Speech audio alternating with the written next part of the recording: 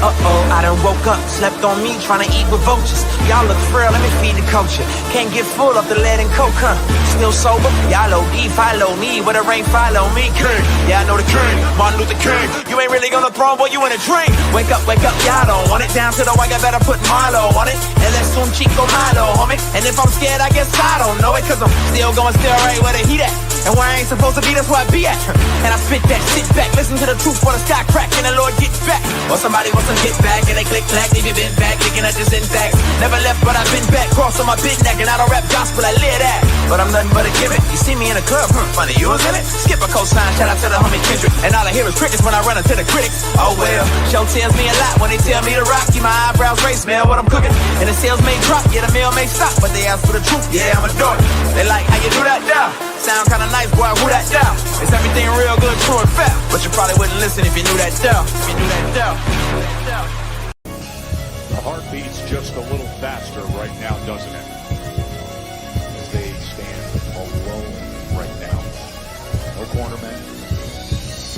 They're just ready to make the ring walk for the biggest fight that boxing can. Keep your hands and keep your chins up. It's the one and only Ghost with the shadow in the front. I hope everyone's having a blessed, what is it, Thursday today? Today's Thursday. We're going to jump straight into it because I don't got much time today. Just got back. I'm exhausted. I got to eat something. But man, I'm watching this press conference, man, and David Benavidez seems extremely angry, bro. Yeah, you in the right sport. I mean, you were in the right sport. I mean, but you was really angry. I mean, he's mad. I mean, like, talking about money, and I'm going to be honest with you. Like, I really don't care who gets more money. Like, as a boxing fan, I'm not going to go, oh, well, you lost, but, yeah, you made a bigger bag, and or your manager took less. Like, I don't care. Like, as a boxing fan, I'm going to be like, I remember you getting your ass whooped. I mean, that's just, I don't know about y'all, but that's, he was like, I'm going to expose you and everything. You know, it's kind of interesting, too. And I was thinking today, this shit might actually come down to who makes weight better, bro. I've been watching a couple of people speak about this shit. Yo, for real, bro. Yo, he's angry, bro. I mean, yo, I know.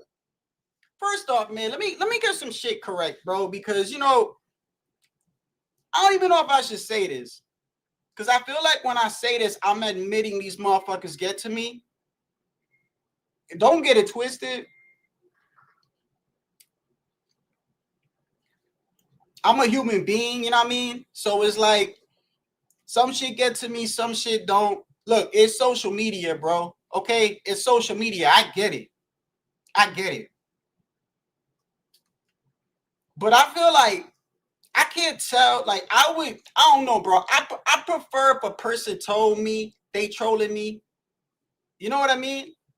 Like, you ever hear, like, you see a person and you'd rather them tell you that they're racist than you find out that they're not, you know, like then they nice to you, and then when they turn around, they're like, oh, fuck that spick or whatever. You know what I mean? Like, I'd rather you be like, yo, I'm gonna be honest with you, I don't like people like you. And then, like, you know, at least you straight up and I know.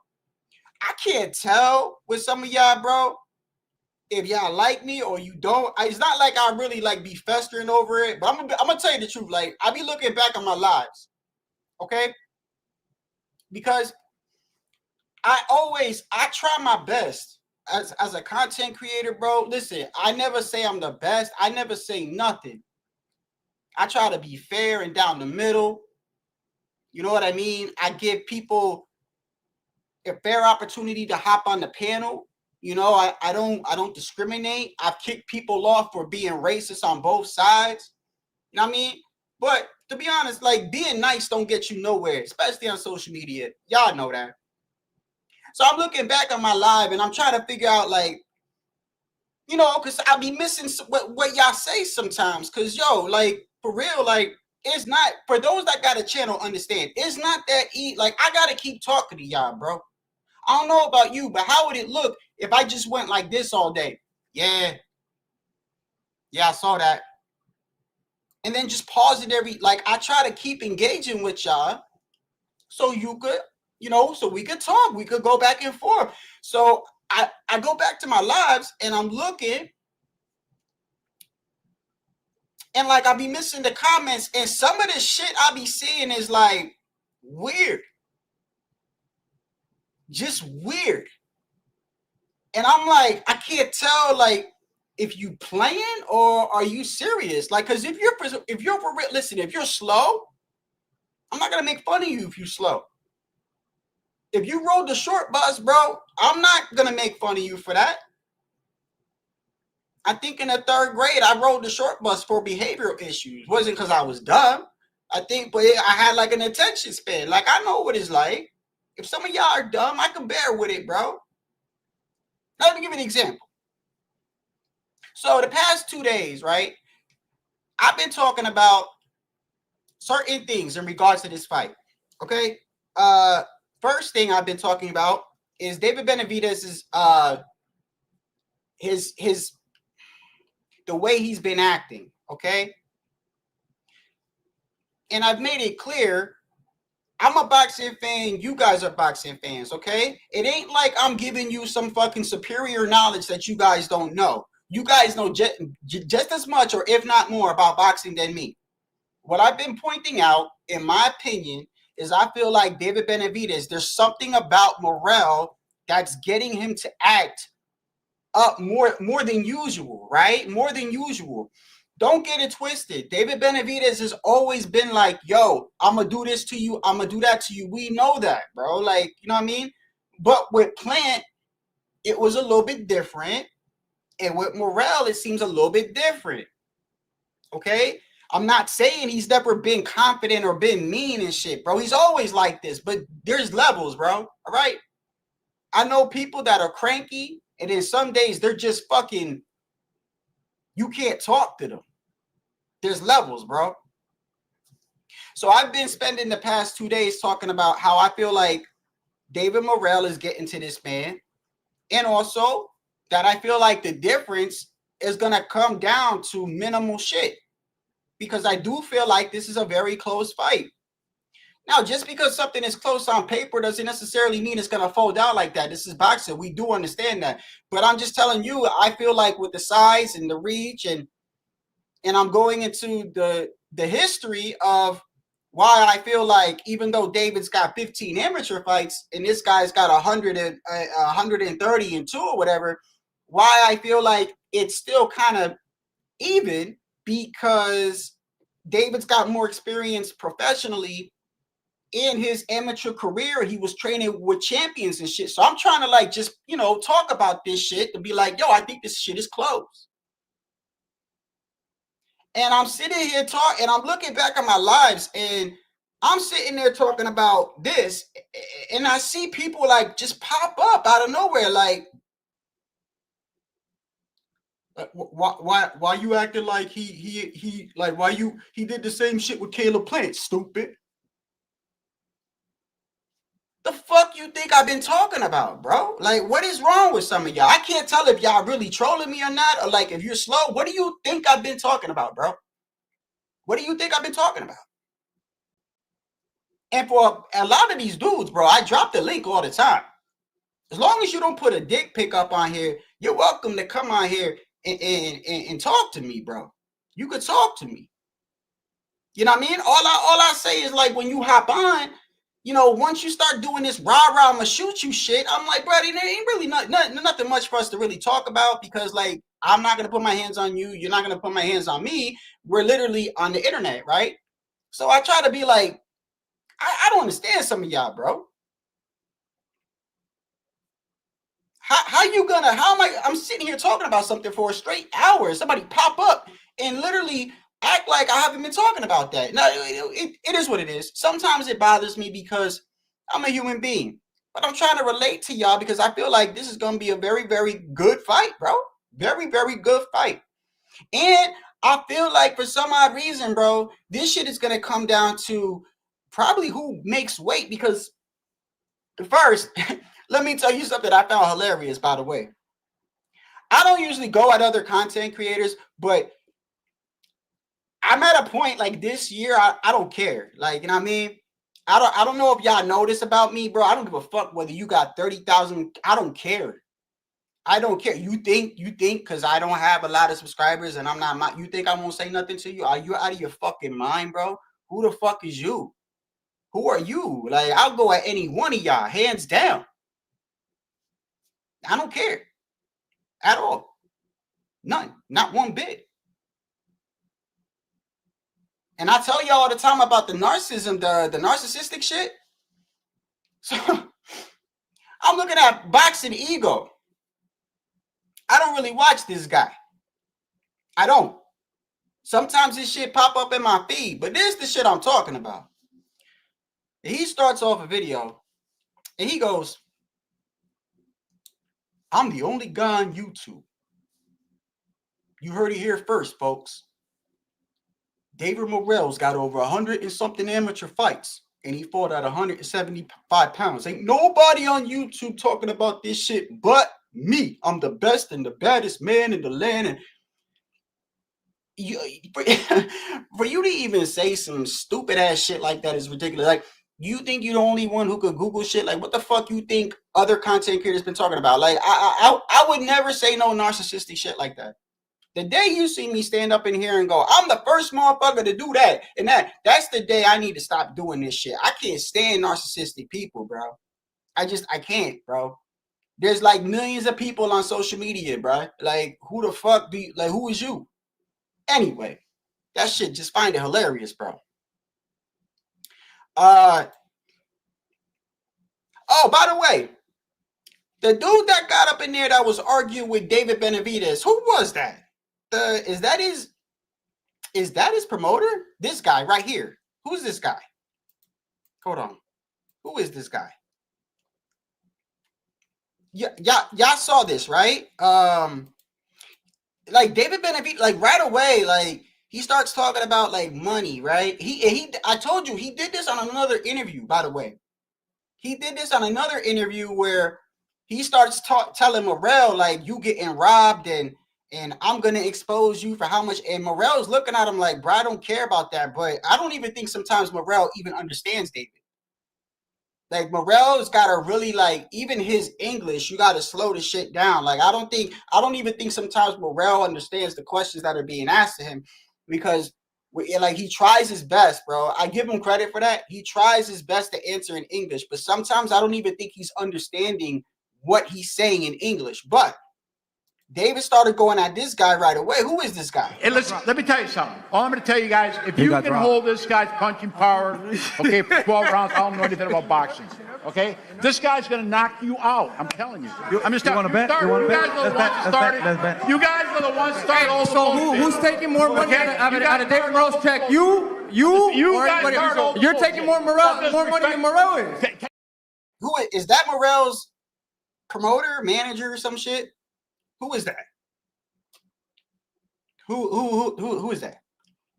I found that interesting. Hey man, you know, not for nothing, but I've been reading like a lot of like I said this yesterday. I try to stay away from certain articles because I do feel like they are like really biased. Some of them they're just ridiculously biased and they make no sense. However, like I still read it to catch up on boxing news, and sometimes it's kind of hard as a content creator because I got to decipher whether these guys are even telling the truth or not. Because believe it or not, like I've read on these articles, sometimes I go to read something and I'm thinking that is news, right? I'm like, oh shit, really? And then that's cap. It turns out to be cap. And that's literally like when you type in boxing news, that's what's popping up. So sometimes I try to be like a little weary with some of these guys. But mostly a lot of the articles that I'm reading from like the dudes that write articles and shit, a lot of them think David Morrell's going to win this fight. You know, I still lean towards David Benavidez. I even though I want Morrell to win, I'm brutally honest, bro. That's another thing too. Like, you want to go for somebody because they're your race, that's fine or whatever. I'm going to tell you who I think's going to win, and I'm going to tell you who I'm pulling for. A lot of times I'm pulling for somebody but I know what's gonna happen to them. I'm gonna give you a perfect example. I was pulling for Rolly when he fought Pitbull. Make no mistake, I knew what Pitbull was gonna do to his ass. I knew off the bat, Rolly's not gonna do nothing to this man. But I kind of was pulling for Rolly because I felt bad for Rolly with the situation that he had with Tank and everything like that. And I, with the girl and the girl saying he did this, da da da da. So even though I'm pulling for David Morrell, I don't know. I feel like smart money is on David Benavidez, but the one thing I'm gonna say is this, bro. Yeah, it's the weight cut. I think could be the difference, bro. It could be the difference because I was trying to look back and see has David Morrell ever like struggled with making weight? I don't think he's ever struggled with making weight. I don't think he has. And I think that could very well be kind of like the difference here because like I don't know. I feel like getting angry makes for a good fight, but I do feel like there are certain fighters where you get so fucking angry, like you might not even it consumes you. And I think listen, if Virgil Ortiz, in my opinion, bro, I'm just telling you, like I said, we all got different opinions. If Virgil Ortiz was to calm down and actually like I think he'd be really, really exceptional. Like he might fuck around and run 150, 154. And, like he's got attributes where like he's got heart, he's got power. You know what I mean? Yeah, his defense is very underrated because he's got a high guard. And when he gets hit, a lot of times from the, what do you call it? Like the rubbing is what really be getting Virgil. Yeah, he got dropped a lot of times and a couple times in his last fight. But there's certain fighters that I feel like their emotions really have a negative impact on them as well as positive. Positive as far as fans go, as far as fan friendly. But I do feel like sometimes like being over upset and shit like David Benavidez is real angry, bro. I mean, like he's real angry. Like he needs to see a therapist, bro. Like you need to talk to somebody, bro. Like this shit, the press conference don't even start. He did the same shit again. Did y'all see that, by the way? He did the same shit on the other interview the other day, right? Before it even started. They didn't even say nothing yet. They hit record and he's like, so what you got to say, huh? Huh? You saying anything now? Look at him. Look at him. Look at him. He got nothing to say. He's like, bro, the fucking interview ain't even start yet, bro. Calm down. Give it a second. Let the internet load. Like, oh, by the way, did that shit stop when y'all was watching it? Did it stop for you? Because I'm over here wondering if it's my internet again because I fixed my shit from yesterday.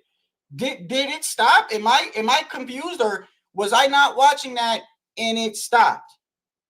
Or was that my internet, bro? Please tell me that wasn't just my internet and everybody saw that stop. Like they were talking and all of a sudden it started buffering. And then it didn't.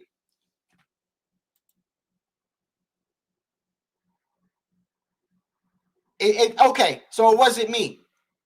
I thought it was me, bro. I thought it was me. Which, by the way, I not for nothing, but I ended up fixing what my issue was. For anyone that has gaming PCs, not like y'all care, but I have an AM. I'm on the AM4 platform with Ryzen here, and my other one is an AM5 platform. So the issue was this has Wi-Fi 7, and I was on Windows 10, and there's no drivers for Wi-Fi 7.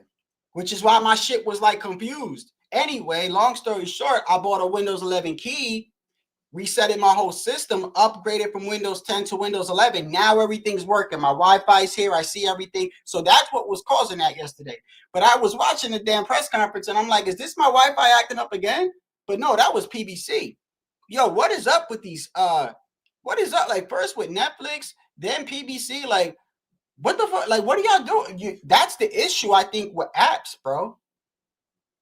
I don't know. I'm not on that technical side, but I've never had, like on cable, I don't know about y'all. I've never had a cable channel buffer ever. Only time I ever seen anything buffer, bro, was when I was on Netflix. Anything regarding Wi-Fi. These apps like the Zone has buffered on me. Top Rank has buffered on me through the app. I don't know if it's happened with y'all, but I think a lot of these apps, that's the issue they got to deal with because there's a lot of traffic coming in. Not like there was a lot of traffic on this fight anyway. I don't know if y'all saw 13,000 people. I expected a lot more people live to be watching that. However, I do not know if they were showing it on other, I was on PBC. I don't know if they were showing it on any other. Sometimes they show multiple. Sometimes they show Matchroom, but 13,000 is not a lot, and it's a good fight. This is a perfect example of a great fight, but it doesn't have that outreach that I think it should have. Like I said, if it goes past round 4, we're in for a great fight. David Benavidez. I'm very interested to see how he makes weight. Because this shit might actually come down to some shit like that.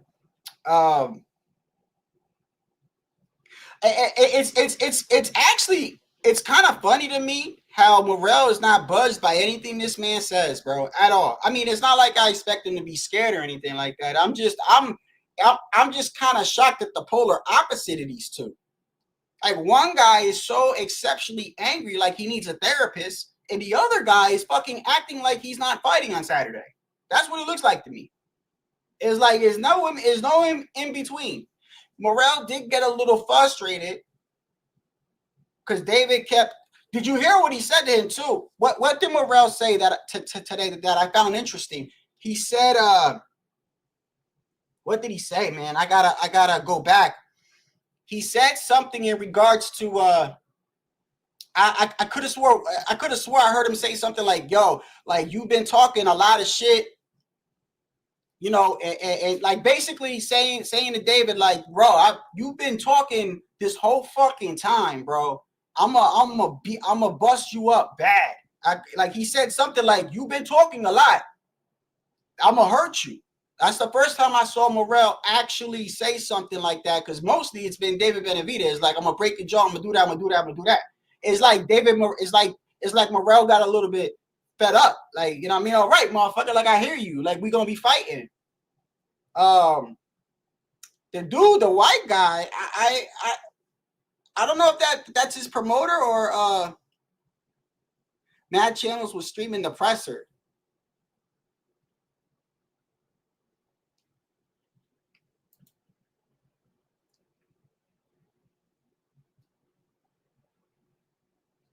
Yeah.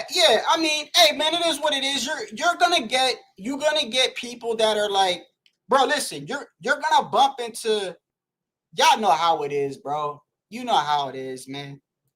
Like I've always said this, bro, and I'm being dead ass. Like, you could be in a room full of 100 people, bro. It is the truth, man. I swear. You be in a room full of 100 people. You can have the most money, dress the best, look the best, have everything in the world. And I'm telling you right now, not all 100 people are going to like you. They might even be jealous of you. They might not like you for whatever reason. So it's like, don't even pretend. Some of these guys, they pick sides and do all this other shit. I try not to do that. I try to be straight up and real. Like, I'm pulling for Morrell, but I do feel like, I still feel like I don't know. It's like a part of me that's like, I feel like David Benavidez is gonna win. I'm just being honest, like, you know what I mean. But I want Morrell to win, But it's like smart money tells me David Benavidez. But I'm like, the more I see him upset, and the more I see Morrell laid back, it's just it's fucking with me, bro. It's fucking with me because every time I feel like, oh, I'm gonna pick this guy, right? I don't know if y'all been like that, but like some of you guys are very clear on who you think's gonna win. I've been, reading some of y'all clearly like, oh, Benavidez is gonna stop him under 9. I don't see that. It's possible, there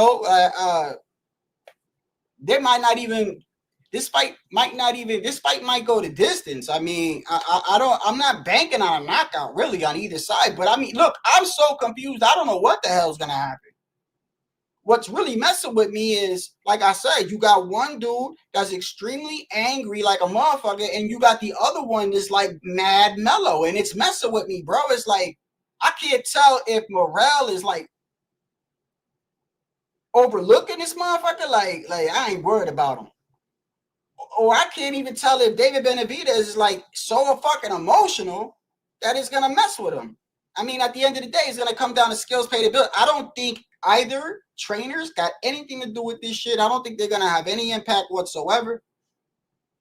David Benavidez Sr., bro, I got nothing against this man. I want to make it clear, I got nothing, but it's hard for me to like that man sometimes. It's hard for me to like that man sometimes. He now, granted, that's his son. I get it, but it's the same issue sometimes I have with like T.O. Sr. You know, I like Teofimo Lopez, but like I don't hold back on the goofy shit and with his father and stuff. I call that shit out, bro. I don't blindly fucking let that shit go. No, bro. If you acting crazy and you saying stupid shit, I'm gonna say something about you, Tio. Like I don't do that. I will go for you in the ring, but if you say some stupid shit, I'm gonna say, bro, you talking ridiculous right now. And I like father and son trainers, but the fathers be bugging, bro. The fathers be like crazy. Like David Benavidez Sr., sometimes it's hard to like him, man. Like I like he's almost as disrespectful as his son sometimes. I like, now you know where he gets it from. Like father, like son. Now you know where he gets that shit from. Let's not forget, Benavidez Sr., and when, you know, I was talking about the Caleb Plant presser, right? Coach Brett Van Edwards, you guys know Coach Brett, like that dude is chill. He don't bother, he don't talk shit at all. Coach Brett Van Edwards, every time I've seen him with his fighter, he gives the other opponent the utmost respect. I've never seen him talk crazy. I've never seen him talk greasy. He's always been respectful, at least from what I've seen. And I just remember, you know, when Caleb Plant was getting out the car and David Benavidez Sr. said to Brett Van Edwards out of nowhere, like, motherfucker, don't you look at me like that. We've been cool. Don't look at me like that. You know what I mean? And Brett Man was like, what are you doing, bro? Like, I didn't, like, stop. And hey, listen, he's in the right sport, bro. And I'm not gonna lie, Benavidez has been making this shit exciting. That's why I like shit like this. That's why I used to like when Rolly would say crazy shit or when T.O. would be left field, even though it's goofy. Like when T.O. said, I'm going to kill you to Josh Taylor. A lot of people didn't like that. But to me, I'm watching and I'm like, bro, this is a fight. This is a fight. So when I see people start getting disrespect, like some shit I feel like is a little disrespectful, you getting overboard, but I like this shit. This crazy shit going on. As a boxing fan, I love it. I love it, bro. And David Benavidez, it seems like he's just super angry, bro. I mean, right off the bat, before the shit even started, I mean, they go to introduce the I still don't, somebody put his name in the chat, the white guy. What's crazy is this. He gets up there and he's giving Benavidez, like he's literally giving him props. Did you see that? He got up there like this. David's right here. He goes up there and goes, I just want to say we're in for a great fight. David Benavidez, a great fighter.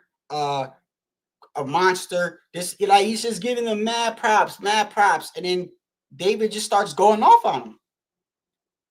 And then the dude started going off on him. Hey, listen, let me tell you something. All I'm going to tell you guys, if you can hold this guy's punching power, okay, for 12 rounds, I don't know anything about boxing, okay? This guy's going to knock you out. I'm telling you. I'm just telling you. You guys are the ones started. So who's taking more money out of David Morrell's check? You guys started. You're taking I don't know why he starts talking about money. Like, I really don't care about that. To be honest with you, I could care less who the fuck's getting paid what. As a boxing fan right now, if you get knocked out, I'm not going to go, you got knocked out, but you made more money. I'm going to be like, I remember you hit the canvas. That's me. That's me. That's me.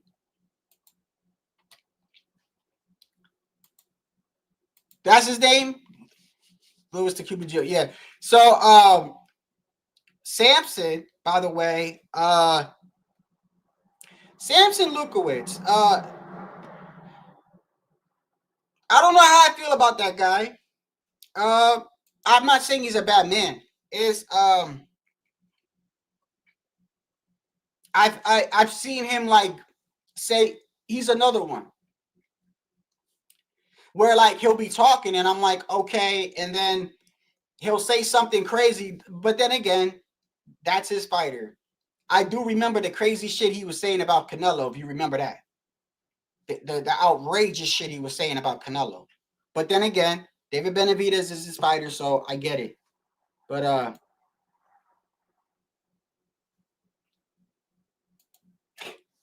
yo, not for nothing, but everyone kept putting that shit in the comments, bro. Like trying to get on them with Mexican and Cuban. Y'all be making this shit worse, bro. Somebody was in the chat like, I hope Trump deports both of them before the fight starts. Like, what the fuck? Y'all horrible, man.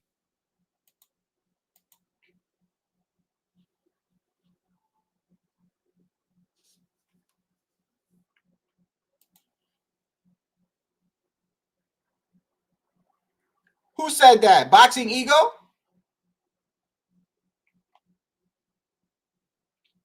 Boxing Ego said that? Look, it is what it is. I don't know any of these dudes.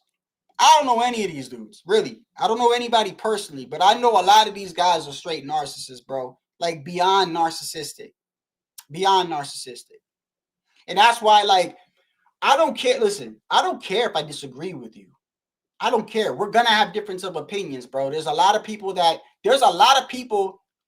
me put it to you like this. There's a lot of people that I watch regularly that I don't agree with their takes. But because of the way they are, and I know that they're keeping it real, I feel like they are with their opinion, it's okay for me to watch it.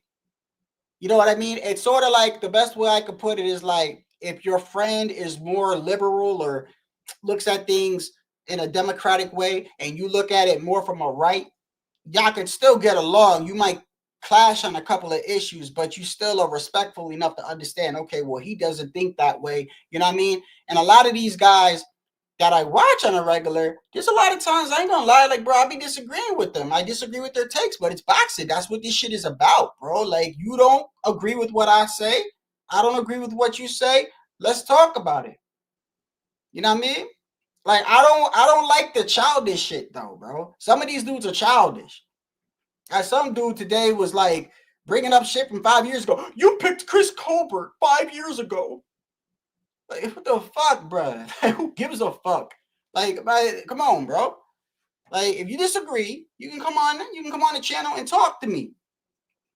I don't got time to deal with drunks and alcoholics either. Happy y'all just drunks and alcoholics and just stay on the internet all day. I don't got time to argue with y'all. If you disagree with me, you can come on here and tell me why you disagree with me. I'm trying to be fair and down the middle. I think this shit, it goes past 4. We in for a great fight. And the reason why I keep saying 4, and I'm not the only one that thinks that, by the way. They were saying it today when they were talking about them. The announcers was like, "Yo, if this shit gets past like 4," and the reason why is because I think a lot of it's got to do with David Benavidez. I think, put it like this, I think no matter what, David Morrell is going to start the fight off the same way.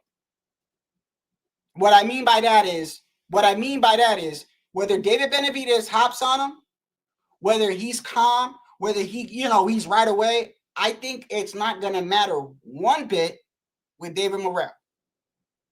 David Morrell looks like the type of person to me, I'm going to do what I'm going to do, regardless whether you be aggressive or not, this and that. Like, that's what I see in him. That's why, like, all this shit, David's with the rah-rah and going all crazy, and this man doesn't seem like it phases him. And I think, like, that's been pissing David Benavidez off a lot more.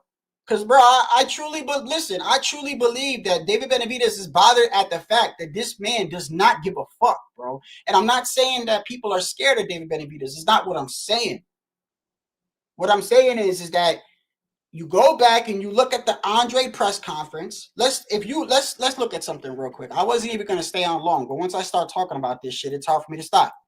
I am excited about this fight, bro. I'm very excited about this fight. I might even go live for it. The fights I get excited for, I go live. I might go live. I think I'm gonna go live. But then again, I don't know if I should go live because I find out. Listen, I'm very brutally honest. With my faults as a human being, I think I'm horrible going live. I think I am. I don't think there's a formula for going live during a fight. You know, I don't think there's like a certain rule book, like, you know what I mean? Like, I gotta be like, oh, well, you gotta do this.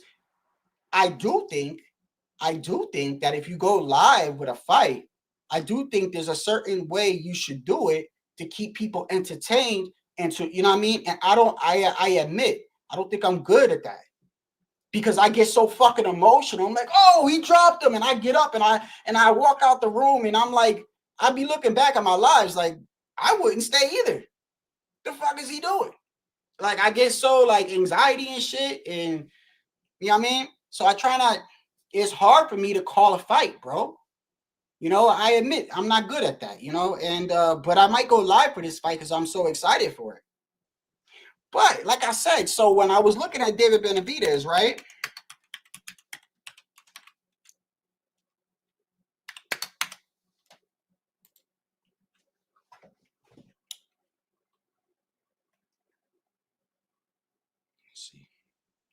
Did he? Wait, well, which David we talking about, Sergeant? Let's make it clear. Hey, when we say David, like, put Morrell or Benavidez, bro. Like, I'm confused. That's like saying, I bet you David gonna win. I bet you David gonna win. I don't know.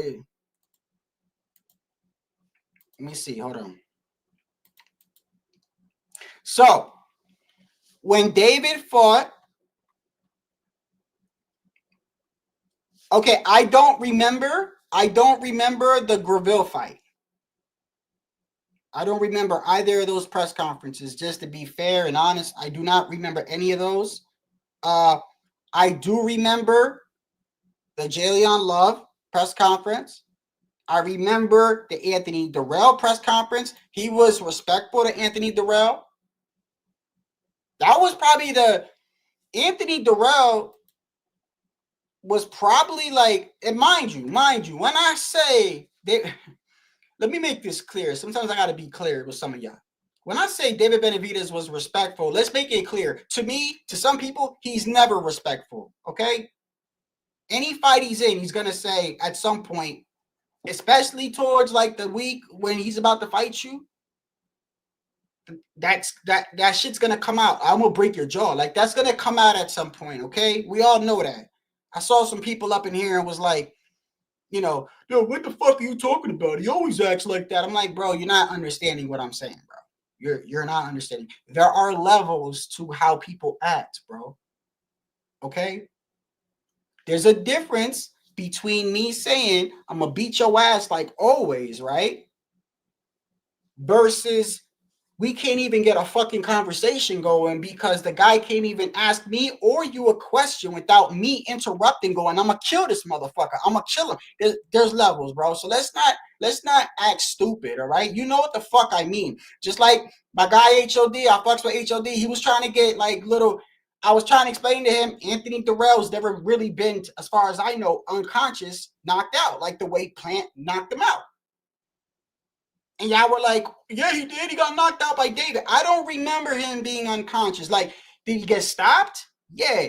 There's a difference to me. A TKO and a KO, yes. It's technically the same. Yeah, bro. It's listed as a knockout. But we all know knockouts ain't the same, bro. If that's the case, let me ask you this. If that's the case, what if I said to you, look, Rolly knocked out old man Barroso?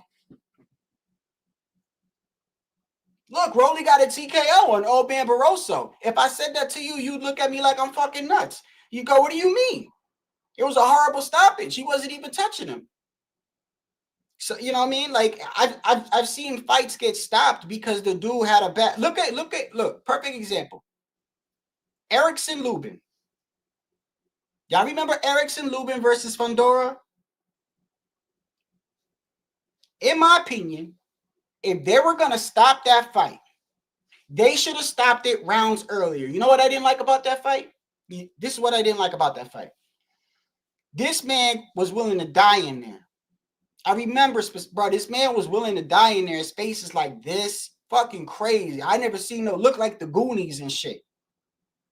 But what I didn't like about it is, if you remember, later on in the fight, Erickson Lubin came back and dropped Fundora. Y'all remember that? He was losing, getting tagged up, busted up, swollen out the motherfucker, right? I'm like, damn, I just remember like, yo, he's taking a beating. And out of nowhere, he clipped Fundora, bro. He clipped him and knocked him down. And then he knocked him down pretty good. Like, you know what I mean? So he was in the fight. And then I think it was the next round, his trainer stops it. And I get it. I get it, bro. His face was crazy, bro. But my whole point is, his face was like that, okay? Let's not make it seem like his face wasn't like... His face has been like that for the past 4 rounds already, bro. But why'd you let it go on that long then? And why would you stop it after he drops Fundora? It had a great round. Like, there's some shit I don't agree with. So just because it's listed as a KO doesn't mean we're talking about the same thing here. There's a huge difference between a fight getting stopped because of a cut and this. Right hand that connected on point. There's another body shot now. Huge left. Puts the rail down. One punch. Good night. Huge difference, bro. Huge difference to me. I don't care if it's listed as a TKO. One guy is in the shadow realm and is not conscious and can't stand. The other guy is on his feet and still could talk to you, bro. Yeah, I know it's listed. I know what it's listed as. Yo, brother. Yo, I'm not, bro. Listen, if you want to see something funny, maybe one day, you know what? One day I'm going to record it. Yo, and it's every single time, by the way. Let me tell you what happens, bro. Every single time. And you know what? I shouldn't be getting mad. I really shouldn't, because you know what it does? What do you think this tells me? So I notice every time there's a press conference, right? I'm going to record it next time too. So every time there's a press conference or a weigh-in, right? I enjoy it like everyone else. So people be putting in the chat, right? They'll just be like, a lot of times, let's keep it real. What do you see in the chat with these guys? What do you see? Let's keep it a buck. You guys know right off the bat, anytime there's a weigh-in, anytime these guys are straight up like, I'm going to tell you what I see. I see black and Latino. That's what I see. Every damn press conference. And it's fine, bro. It is what it is. We all know this is what drives the sport, right? Right? Let's be honest, right? But every damn press conference and weigh-in, I see fucking this. This is what I see. This is what I'm gonna be honest with you. I see people going, yo, y'all should get deported. Da da da da da. And then I see the Mexicans are like, Mexicans run boxing and this and that. And then Canelo always gets brought up. Then if they bring up Canelo, then they bring up Floyd. And it's just back and forth, back and forth. But anyway, that shit is always going on. And I'll just be chilling, and I'll just put something like this. I'll put something like this in the chat. Next time I'm going to record it, I'll just go like that.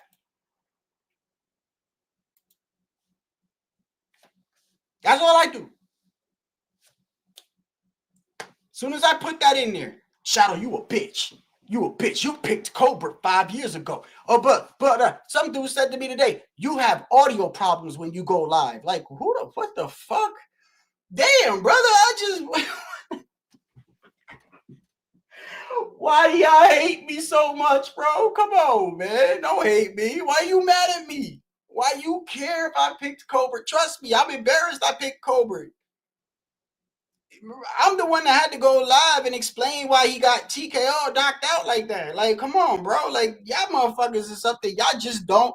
But then again, I realize they don't really not like me, bro. Because let's keep it a buck, bro.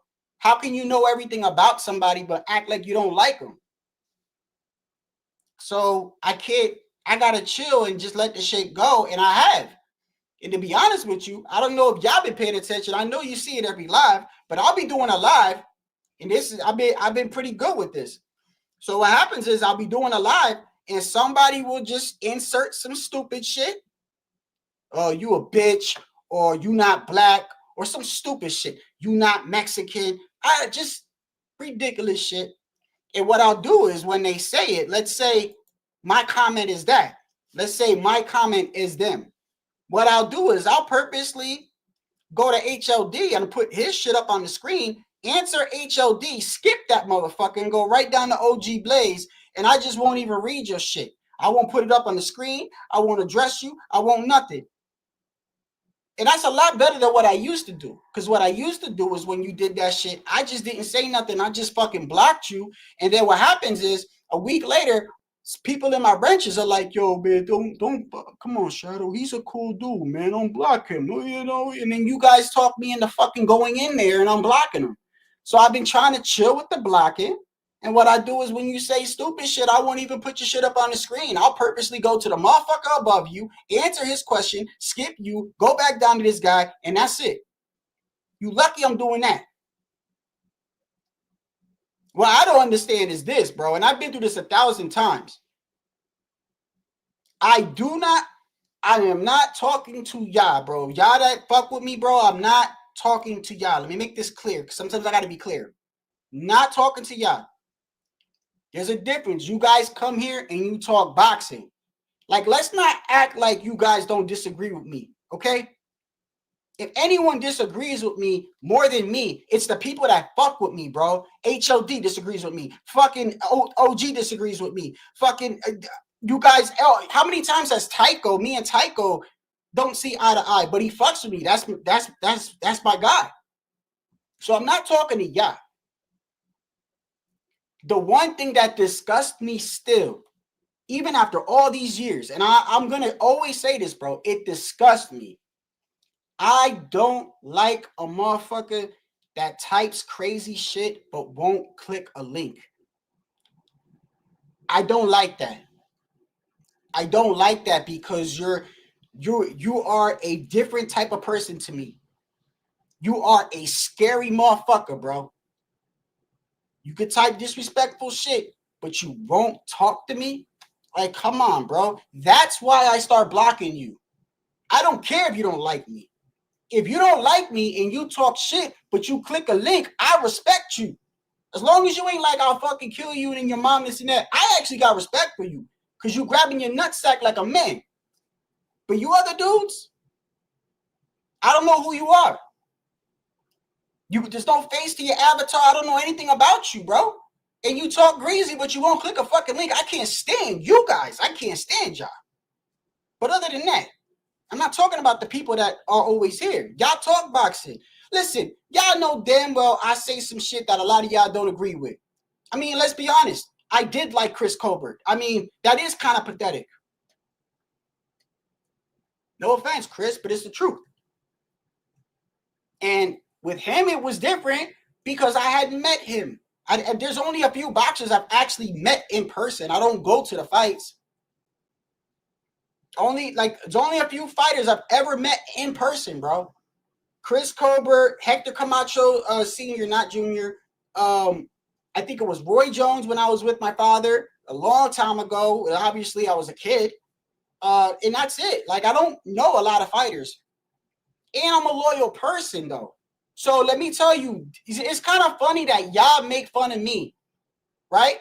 But let me give you an example. Y'all know Punch, right? Obviously, you know Punch. You know Punch and Andre, right? A lot of people was getting on Punch because of Andre. Let me make it clear. I never thought Andre was anything, really. I thought he was okay. Okay? He was undefeated. But I didn't think he had been tested. I didn't think he fought anybody as significant, of any significance. I'm being honest with you as a boxing fan. I'm not shitting on the man. The man's a fighter. He's a fighter. Like, he'll beat my ass. You know what I mean? Like, but as a boxing fan, I didn't think he did anything. I damn sure didn't think Canelo was scared of him. And I understood why Canelo was like, you a horrible fighter. The only thing I don't agree with Canelo is I don't agree with this whole diva shit where if I don't like you, I don't want to fight you because I don't want to pay you. I don't agree with that. I understand where he's coming from, but as a boxing fan, we don't want to hear that shit, bro. If you don't like him, beat him up. But take Punch, for instance, right? Yeah, he was backing Andre, but you guys know that they're cool. Just like Tio and him is cool. I'm not saying I agree with it. I'm saying I understand it. I understand it. Because me, I'm a loyal person, bro. If I'm cool with you, I'm cool with you, bro. Only difference is I'm more open. I would say something like this. I would go, Tio's my guy, but he wrong. I would say that. Instead of just acting like he doesn't do anything wrong. I'm not saying Punch does that, but I'm just telling you, I understand why he was like that with Andre. So y'all get on me for Chris, but yet don't realize I had met him, even though it was briefly, and that's why I fucked with him. And when I saw him fight at the Barclays, when he defeated, what's his name? But they were both undefeated prospects. So there was a reason why. It ain't like I picked Chris out of everybody. I'm looking at everybody up on the screen and I'm like, yo, Chris Colbert. No. There's something behind that. But you guys, you know what I mean? It is what it is. It's the internet. I don't really have to explain myself to y'all, but I do.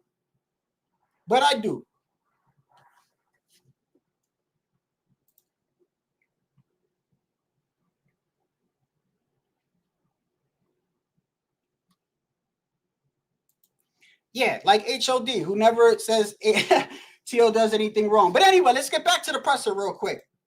Let's get back to the presser.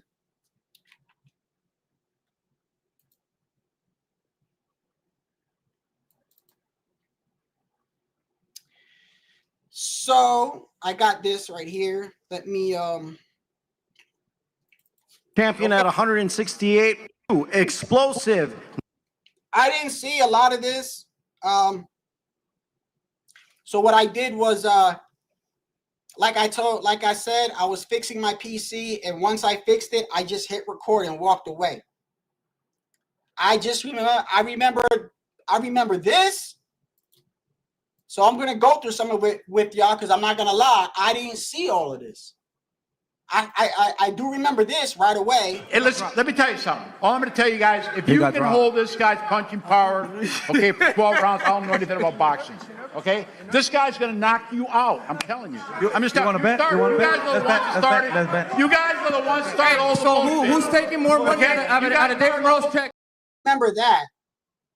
And then I remember the part where Morrell looks like he just got aggravated. I mean, just look at their faces right there. Look, you know what's so hilarious too? You saw when Morrell, look at this. When I say David Benavidez is extremely fucking angry, look at this shit. So they say Morrell, they introduce him and shit. And the look Benavidez gives him, bro. He's like, he's going up there to the mic. Just the look he gave him was like, I'm gonna fucking hurt you, bro. And it was just 23 stop. This guy is angry, bro. He's angry, and that's good. I'm just trying to figure out why is he angry. Like I don't want people to get it twisted because I don't think anybody's afraid of anybody. But y'all gotta admit, bro. Like when somebody, let me ask you this, bro. Before I play this, let me be completely honest here. Hold on 1 second.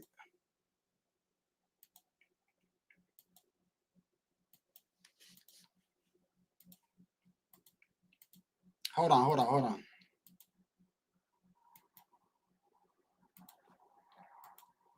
Okay. My point is this. I'm not saying he's afraid, bro. All I'm saying is this. From my experience, when two people are getting into it, and let me give an example. If we in a restaurant, right? You tell me what I'm trying to say here. If we're in a restaurant and you got a problem with me and I'm sitting down, right? And you come up to me and you go, yo, I heard you been talking mad shit. And I say to you, I ain't say nothing. And then you say, what's up, motherfucker? Let's go outside.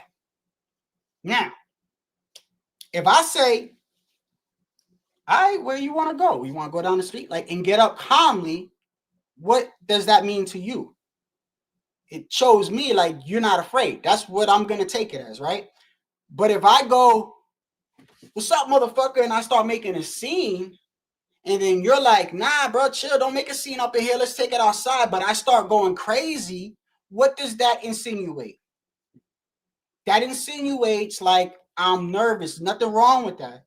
There's nothing wrong with that, bro. But it insinuates that, you know, and I'm going to tell you why I'm saying that in regards to David Benavidez. So I was trying to avoid bringing up Canelo, but I think it's important. I think it's important. So we all know the narrative. I think it's a narrative to a certain extent. I do think Canelo doesn't want to fight this guy. But one of the biggest issues I saw with Benavidez, and this is not trying to be narcissistic with this, but I was one of the few people talking about it. There was a couple of other channels and I think it was me and who was on here, me and HOD, and I think Pudo helped me understand. It made me think about it. So one of the things I noticed with the Benavidez was this.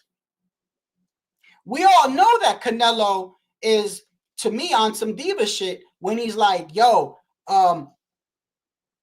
if you're not respectful to me, I'm not going to fight you because I don't want to make this guy rich, right? I've always been like, I don't like that, right? I think as a diva, I think it's the difference between this generation and other generations. But nonetheless, bro, he's earned his right to fucking say that, bro. Okay? I don't agree with it, but it is what it is. Just like when Andre busted in on the press conference and he said, yo, he's a horrible fighter, right? So if you noticed, when he did that to Canelo never gave Andre the shot, bro. Never. He busted in on that press conference and Canelo just took it as disrespectful. I guess he looked at it as like, this guy's thirsty. You know, he, like, for some reason with Canelo, he appreciates you coming up to him like, yo, what up? I guess, like, you know what I mean? Like, here, let me get a fight with you. Like, I don't agree with it, but that's what I see as a boxing fan. So the issue I always had with David Benavidez in the camp is at some point, Canelo was making it very clear to you guys in so many words, y'all going about this the wrong way when it comes to me. That's what it seemed like to me, that he was clearly saying, hey, there's a way you can make a fight with me and you're not doing that. And instead of them, to me, I'm not saying David was always like that, but why would you get so greasy and disrespectful knowing this man, you pushing him away more? To me, it's the equivalent. It's the equivalent of somebody holding me back. And I'm like, what up, motherfucker? Look, yeah, because I know you holding me back. And once you let me go, I'm like, whoa, what are you doing? Grab me again. And like, because why would you keep doing that to Canelo knowing he's not going to? You saw what he did with Andre. You saw what he does with anybody that disrespects him. I don't agree with it, but that's what he does. So I kept asking myself, why are you doing that? If you really want to fight like you say you do, then fuck it, bro. If you gotta, like, you know what I mean? I'm not saying kiss his ass, but if you gotta go about it a certain way to get the fight, then do that. Do that. It always made me think, does he really want to fight him, bro? That's what I always took away from David. And if you still don't understand what I'm saying, let me put it to you like this. I like to make comparisons, right? Let's say you working at the night shift and you have a supervisor, right? And the supervisor really can't stand you. You don't like him either. So you like, man, I just want to get away from this guy. So you put in the work in the morning. But they say, hey, you can get the mornings, but he's got to sign off on it. So now you know this. He's got to sign off on it or I don't get mornings. So I go to him.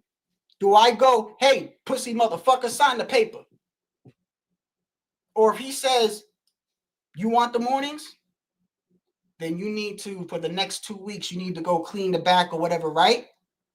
If I don't go clean the back, motherfucker, I don't want to work the mornings, bro. That's it. That's what I see. That's what I see. Yeah, I must not really want to work the mornings then, huh? And that's what I saw when it came to David and Canelo. So that's why I've been focusing so much on his behavior with Morrell, because I can't tell when David Benavidez is being actually straight up or if he's putting on a front to be like a bully, to kind of put the front on the people. I'm a bad motherfucker. I'm not saying he's not bad in the ring, but I'm telling you, bro, there is things as nervous energy. And Morrell ain't phased one fucking bit. Actually, he's not phased. He's a little bit too relaxed for me. He's acting like he ain't even fighting on Saturday. It's such a drastic difference between these two, bro. And I can't pick. Every time I think I pick one, I think the other, bro. I can't every time. Because every time I go to pick Morrell, I look at him and I'm like, is he even taking this shit seriously? Because David Benavidez is a threat, man. He's a threat. Don't act like he's not a threat, bro. Like, I get it. You want to act like he ain't bothering you, but let's keep it a buck. Both of y'all are having the hardest fight of your career. Both of you, hands down. There's no denying. Y'all can lie all you want. You could say you're going to beat his ass and he's going to beat your ass, but at the end of the day, most of us fans know that both of these guys are their toughest test yet. And it's such a drastic difference. And I wonder if it's going to come down to the weight. Now, every time somebody wears shades to a press conference, I start thinking, are they having issues making weight? But I don't think those were the type of shades, you know what I mean? Like Frank Martin and who else? Like Devin Haney, right? You ever notice that when the dudes that are really struggling with weight, what do? They come into the press conference with a hoodie and some dark glasses. And they do that to kind of like, they don't want to show everybody that, yo, I'm struggling making weight here. And you can see it in their eyes. It's sunken in and all types of shit. And a lot of times your opponent can see that and go, oh, he's struggling. Like, you remember when Frank Martin couldn't hardly stand up when he went to get up, he almost fell. If you go back and look, he almost fell when he was taking off his sweater, bro. And then he gets up on the scale and he gets down and he grabs something to drink real quick. And immediately when he goes up to Tank, the first thing Tank says to him is, I got you already. Look at your eyes. I got you already. I got you. Because Tank came in there like ready to do a backflip and shit and mad energy. And so a lot of times these guys put on like shades to kind of like hide their demeanor. But I don't think the shades that Morrell was wearing was those type of shades. I think he came in dressing like Michael Jackson from Thriller. So I appreciate it. So I don't know. I don't know if David is struggling making weight, but too, this is at 175 too. I keep remembering this is at 175. And another thing that makes it hard for me too to pick this fight, by the way, is the fact that both of them didn't have a good outing at 175. Neither one of them did. Neither one. Like, they both did not look good at 175, bro. And both of their opponents, which is why I've said I think that right now, I think Bivol and Beterbiev beats them both, because neither one of them's had a good performance in their first outing at 175, and both of their opponents wasn't trash, but they weren't like, you know what I mean? Like, they weren't fighting somebody that's like up there in the division. I know the dude that fought David Benavidez had one loss, right? But he was and he seemed a little bit gun shy. Like, really gun shy. And the other dude, what was his name? Hot Rod. Was it Hot Rod? I forget his nickname. He's pretty good, but I don't think, I just, for what we see in Benavidez and Morrell, both of them, in my opinion, should have been a one-way sided fight. Both of them did not look good to me, bro. It's a very hard fight for me to pick, and I'm trying to be as honest as I can. I don't know who y'all going for, bro, but I'm going to tell you this. I feel like if it goes past 4 rounds, we're going to get fight of the year, in my opinion. And I think that all depends on David Benavidez, bro, because I think no matter what David Benavidez does, I don't care if he rushes him. I don't care if he's calm. I don't think it's going to change anything Morrell's going to do. Morrell's going to do whatever Morrell's going to do round 1, 2, 3, 4. He's going to do it whether he's being pressured, whether he's not. That's just the type of person I see in him. And David Benavidez, I don't know. The way he acting is like he just going to hop on him in round 1 and shit. I don't even know if that's a good idea. But it's interesting, bro. It's real interesting.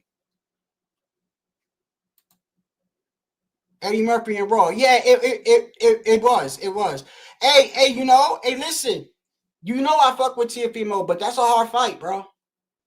I ain't gonna lie, that's a hard fight. I know someone like HOD will tell you, oh, it's gonna be easy. No, that's a hard fight. Anybody that's technically sound in the ring, and I don't like Hitchens, to be honest with you. I kind of don't like him. There's something about him I kind of just don't like. But that's a hard fight, bro. Any of those guys that got good ring IQ, got a good jab, and solid defense, is a problem for anybody, technically. In my opinion, it's a problem for anybody. Not saying they're not beatable, but that's probably the hardest style for me in boxing, right? Because you got the pressure ones like David Benavidez. That whole pressure shit, like that's a hard style, but I don't think that's the hardest style to beat. I think the hardest style to beat is somebody like a Floyd or a Mover, or a person that's very defensive and can beat you with their jab and outpoint you every single round. Like that's hard to me, because that means that if you can't outpoint them, like Shakur, if you can't outpoint Shakur, the only way you're going to beat him is if you knock him out. So then you start getting careless because you're down on the cards and you chasing him and shit. And then he starts making you look even more foolish because he's tagging you up. To me, that is the most complicated style. And Hitchens just got a complicated style. But I'm going to go for Tio, of course, bro. Sábado primero va a haber un gran espectáculo, una gran guerra, ya por lo que están viendo. Prometo dar lo mejor de mí y así va a ser el sábado primero. Saturday, February 1st, it's going to be a spectacle, and I promise you that you're going to see the best of me out there. You're not going to want to miss it this Saturday night. También. Look at David Benavidez, bro. This motherfucker, bro. Yo, David look mad as fuck, bro. Look at him, bro. Look.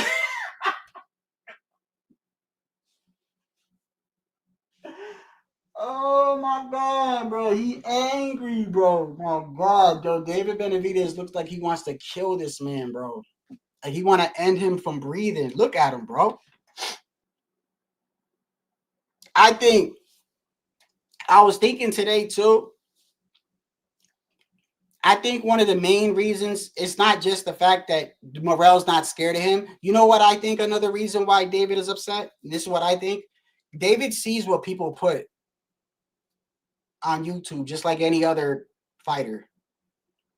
Now, I don't think he likes it that there's like a narrative that Morrell is like his nemesis and people were waiting for him to fight Morrell. I don't think he likes that. Like, I feel like anytime people put a fighter on the same level or even better than David Benavidez, he finds it as like super disrespectful. Add in the mix that this guy acts like he don't give two shits about David Benavidez, and I think he's just really upset because every single time he's in the room with this guy, half of the time they can't even speak, and then look how he's looking at him. It's crazy.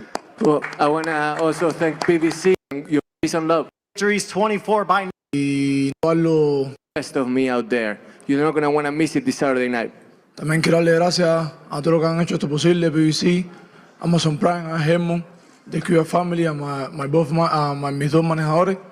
Y nada, esperen lo mejor y como siempre digo, peace and love. Well, I want to also thank... Yeah, he's chill, bro. I saw somebody putting in they were like, he's nervous. He don't look nervous to me at all. BBC, Heyman, Amazon Prime, my two managers, everyone that made this possible, and like For allowing me to be here. You know, I'm really happy. I want to thank my wife. I want to thank my father, Jose Benavidez, my brother, Jose Benavidez Jr., Samson Lukowicz, David Garcia, Al Heyman, Luis Cubas Jr. Hey, one thing I'll give to David Benavidez is this. If that dude said to you, hey, yo, next time I see you, I'm going to punch you in your face, you better believe he's going to do that. There's no difference than if Caleb Plant says, I'm going to smack you when I see you. Like, he's going to do that, bro. Just so don't be surprised when you bump into him and he just pops you right in the mouth before you say anything. Like he told you he was going to do that. And what can I say, man? We're finally here. I'm very excited for this moment. You know, I've been getting ready extremely hard for this moment. I've trained extremely hard, and now we're ready. You know, now we're coming with all energy, not like this fucking pussy right here. Peace and love. What was all that fucking shit that you were talking about back then? Look, now this guy's nervous. I'm gonna beat the fuck out of you, and I hope you don't have no fucking excuses, because you look scared as fuck right now. To be honest, you can smile, you do all the fuck you want, but watch. When you step into that ring this Saturday, that's El Monstruo's world, and you're gonna see exactly what the fuck I'm made of. Is that dog or monster? What the hell? Is that dog or monster? What do you mean, bro? I mean, this name, the monster, is bullshit. Really bullshit. You don't have to announce monster. Tú vas a mirar quién es el monstruo el sábado, pendejo. You're gonna see who the fuck the monster is. You're gonna see the Saturday who the monster is. Lo mismo que te voy a decir a ti después de la pelea. Sí, para que ya, porque estoy hablando mucho de Javier, para que te la metas donde todo el sol, papá. Te lo voy a decir aquí desde ahora. you talk a lot, but we'll see what happens after the fight. We'll see what happens after the fight. Keep talking. We're here.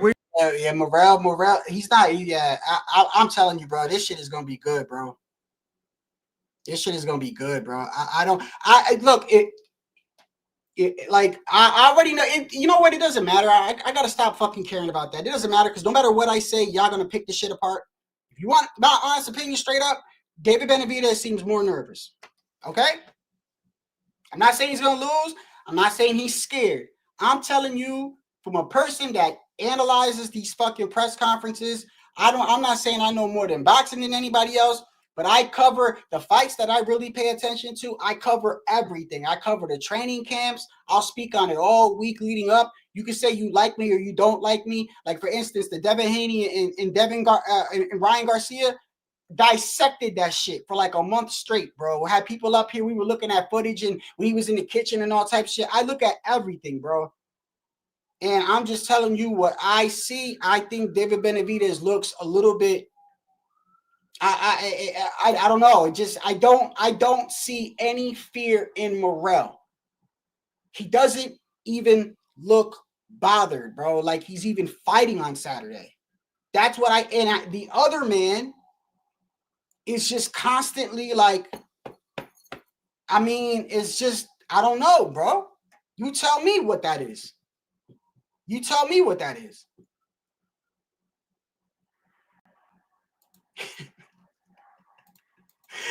Stop it, OG. Come on now.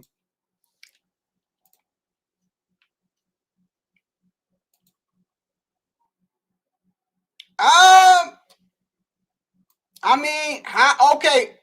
Let me ask you this, bro. Okay. How can you say Morrell is nervous? What is he doing that's making you seem like he's nervous? That's what I want to know. What is he doing? Every time David Benavidez has been going crazy, he's just like, whatever, bro, you're going to see me anyway. You heard what he said right there. He's like, yo, you've been talking, right? You've been talking for a long time. He doesn't, I don't know. We could disagree. I don't see no fear in Morrell. I'm not saying David Benavidez is scared either. I'm saying that he act different with Plant and this guy. He extra. He always extra. He's always got the bully mentality. He's just extra, though. It could be that he's extra motivated. Maybe you're right. I mean, he could just be extra motivated, but I don't know, man.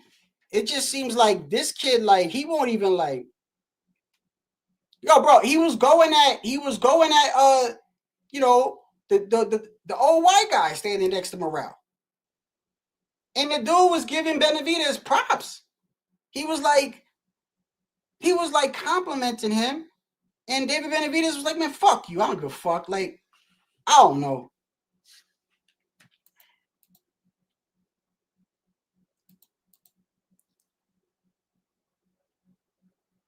Hey, we got yeah, like you said, it doesn't matter. I don't think. Put it like this, bro. Even if a person is nervous, I don't think that's a bad thing. In fact, I think that this is why. And look, to agree with you, I'm telling you, this is why I'm concerned with Morrell.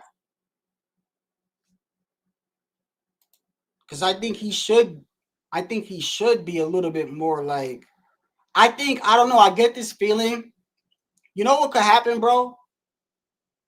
I feel like Morrell is acting like David, like, because he said you ain't got no power. And I feel like he's going to walk in there like he ain't really all that. You know, he ain't really a monster and all that. And then David could fuck around and just beat you up, bro. You don't even see it coming because you underestimating his power. You underestimating everything. You know, he was making fun of him saying, all you do is, you know, like, I could just like, I don't know. Like, I feel like, but that's why I feel like if it goes past 4, bro, we looking at fight of the year, guaranteed, bro, guaranteed.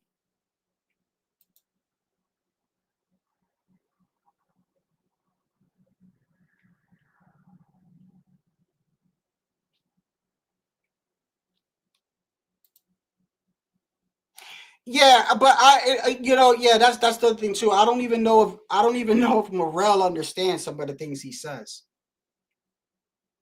I don't know. Oh, yo, did you see the I didn't record it. Did you see Pitbull? His stare down with the dude? Did you see that? I don't know why, bro. I got a feeling about that Pitbull fight, bro. He might lose that fight, bro. Who's Pitbull fighting again? That guy he was looking pretty good. Like even like I could just tell like his movements with the shadow boxing. It's just shadow boxing, but you could tell he's not stiff. He throws combinations properly, and I mean it's not the tell all, but I admit I don't think I've seen him fight. I gotta look at. I don't know if I've seen him before. He looks familiar, but I don't think I've heard of him before. But he looks. Hold on, let me see. I think I might have seen him before. Hold on, let me see something.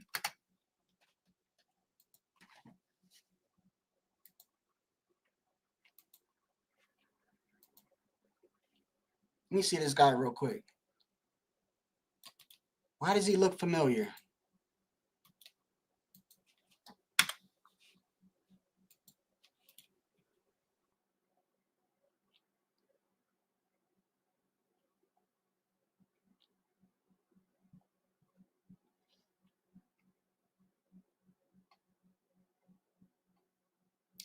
No. I don't think I've seen him before.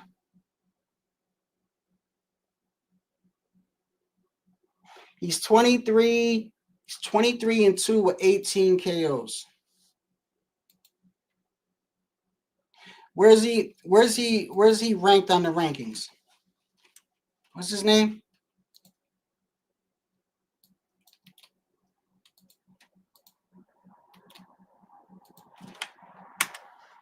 Where's this guy ranked at?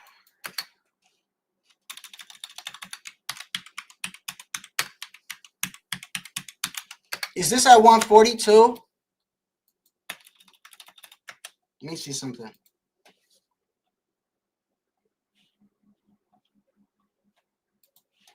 Hold on 1 second.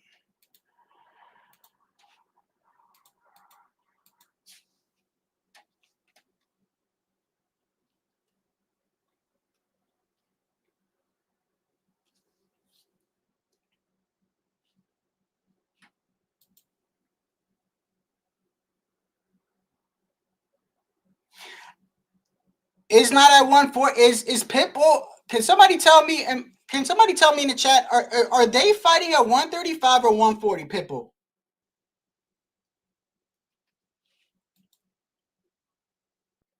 Let me see if I can look it up because I don't even see this guy. He's not even in the top 10. Hold on, let me see.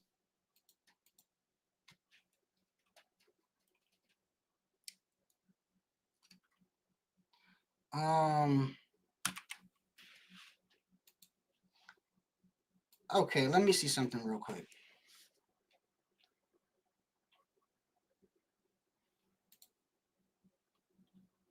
Yeah, it's at 140, I believe. Yeah, it's at 140. I don't think 140 is suited well for Pitbull. I just think he's a lot better at 135. I think it suits him better. He's a smaller guy. If he can't catch you, he's not gonna outbox you.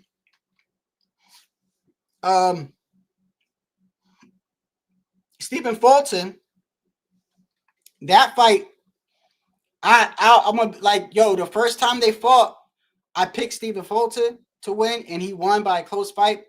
I got Brandon Figueroa on this one, and it might even be one way. Like, he hasn't looked the same since he got knocked out by Inoue. And did he get hurt or dropped in his last fight too? So I don't know. So that's a what you would call it? Ramos and Rosario. Rosario is another one who looks, he's real calm. He's always been real calm, but he looks bothered. He said like 2 times already, his back is against the wall. It's like do or die for him. And I think Ramos just looks at him like, man, Charlo knocked you out. And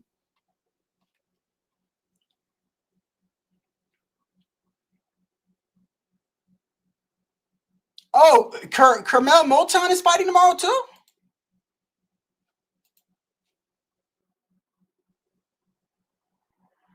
Oh, okay, he's gonna be on the wait a second. Yeah, I think Carmel Moton is fighting tomorrow too.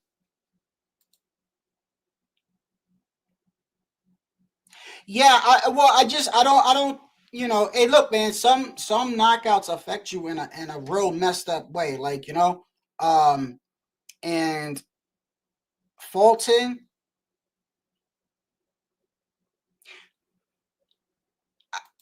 if you want, look, you could say what you want. It ain't excuses, bro. Like, I want to make it clear, I picked Inoue to beat him, okay? But you even got to admit, when Fulton went over to Japan, what happened? Like, what happened? Because, like, I was watching that fight again the other day.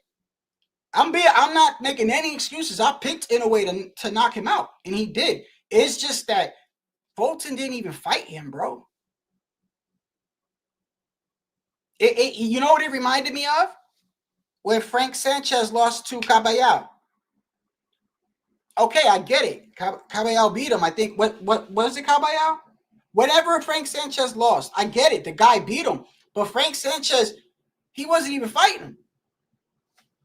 It's not an excuse, but I'm just saying, like, you can't ignore that. Like, why was it? It's almost like David Benavidez' last fight was against who? The dude that only had the one loss.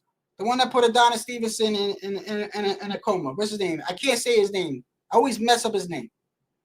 But that guy himself didn't. Now, it could be because David Benavidez was overwhelming him, but did it not look like he wasn't throwing punches either? Didn't it look like he didn't want to fight either? I guess it's the offense. I don't know. But when I saw, he literally did not even fight in a way, bro. It's like Fulton was scared. Maybe he felt the power.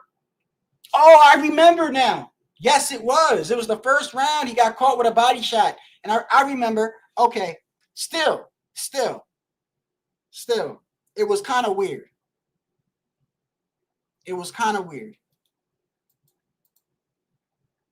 Yeah, it was pretty, bro. He made him.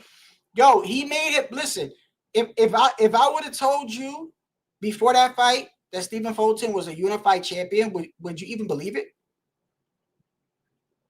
Like, in a way, be making motherfuckers look like they ain't even boxers, bro. It's weird. And I get it. You know what? I ain't gonna lie. Like, I get why some people say he fights in Japan. Why don't he fight? Like, he's fought over here before, but I get why some people say what they say. I'm not accusing him of anything. I believe everything is straight up legit. But I get why some people question that. because he's so dominant, bro. He's so dominant that motherfuckers can't believe it. They can't believe it. They're like, nah, ain't no way. Fulton? Nah, ain't no way he did it to Fulton. But Fulton wasn't even fighting the dude, bro. Who you got with that? Hey, listen, I don't have anyone beating Inoue. In my opinion. I mean, tell me who you think beats him. His last couple of fights, I'm going to start getting on Inoue too, because his last 2 fights have been You know, at one point he was just clearing everything out. I don't know what he did the last 2 fights. I don't know what he's doing, but oh yeah, he definitely, yeah.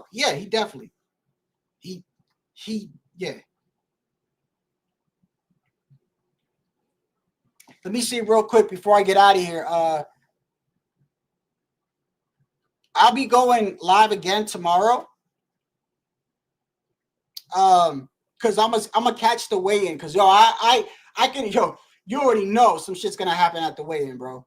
I don't even gotta tell y'all. Like I can see it now.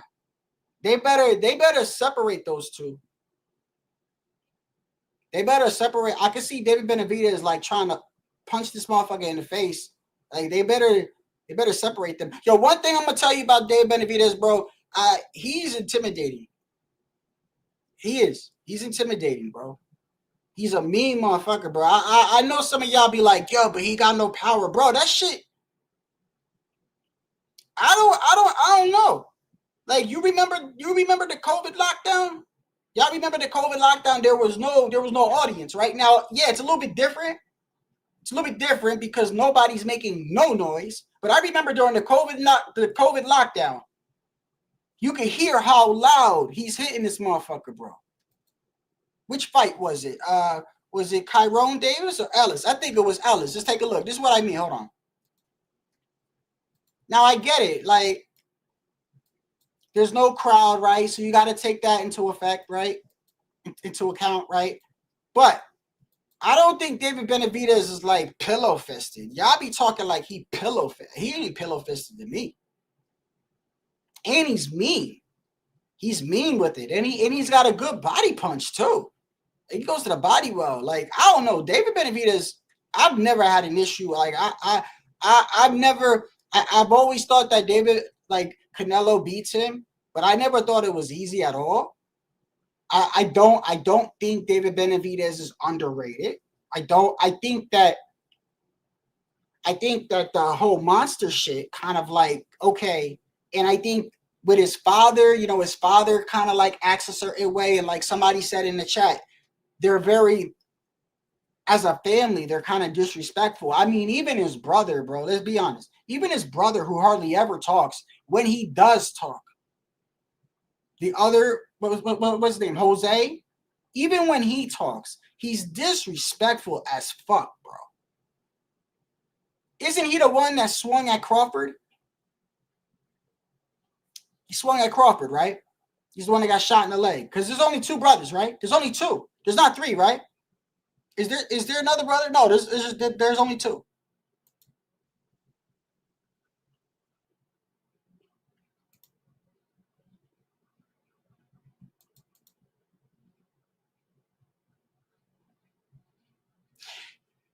$25% of his purse. Yeah, David Benavidez is the type of person that looks like he don't care about that HOD. I don't want. You want to know why I don't like it when they almost fight at the press conference? You want to know why? Because another thing I've been saying, and remember, mark my words, bro. Whoever loses this fight, in my opinion, is gonna make mad excuses, bro. In my opinion, I really feel because there's so much pride involved in this fight. These guys don't like each other, and I just feel like whoever loses is gonna make a whole bunch of ton of it. He might blame it on a cut or say this or say that. And I don't want nobody touching each other at the weigh-in, because then you could say, oh, well, when he did that to me on the night before, you know what I mean? Rolly tried to do that, right? when Rolly fought, when Rolly with Tank. Remember when Tank went like this to Rolly? It was a little tiny ass push. Little tiny push. Fucking Rolly, what I remember him. He went online. It was like, oh, I could have got hurt, or like, bro, he hardly touched you, Rolly. He hardly touched you, man. Calm down. But I don't want nobody getting touched, and then they say, oh, well, he injured me the night before. Fuck, I don't want to hear no excuses, bro.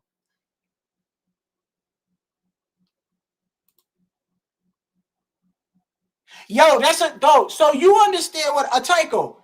You from where I'm at, bro. You from where you grew up around the area I grew up at, bro. And I know other people know what I'm saying too. You don't have to be where I'm from to understand what I'm saying as a man, bro. Sometimes you don't have to say something for me to know. You know what I mean? Like you don't have to, like for instance, like I don't have to hear David Benavidez say that he's not, I don't need to hear him say, I respect David Morrell as a fighter. I don't need to hear him say that, bro. It's obvious. Okay? Does that make sense, bro? Like, do y'all understand what I'm saying? Like, you don't have to tell me. I could tell by the way he's getting angry. He's in the best shape of his life. He came into the workout going all crazy. Like, he don't have to tell me I respect Morrell.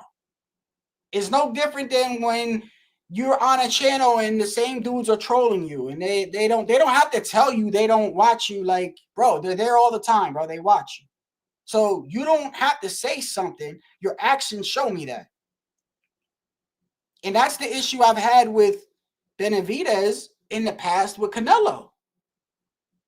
I never understood, like, you're pushing this man away. So like, how much do you really want to fight him?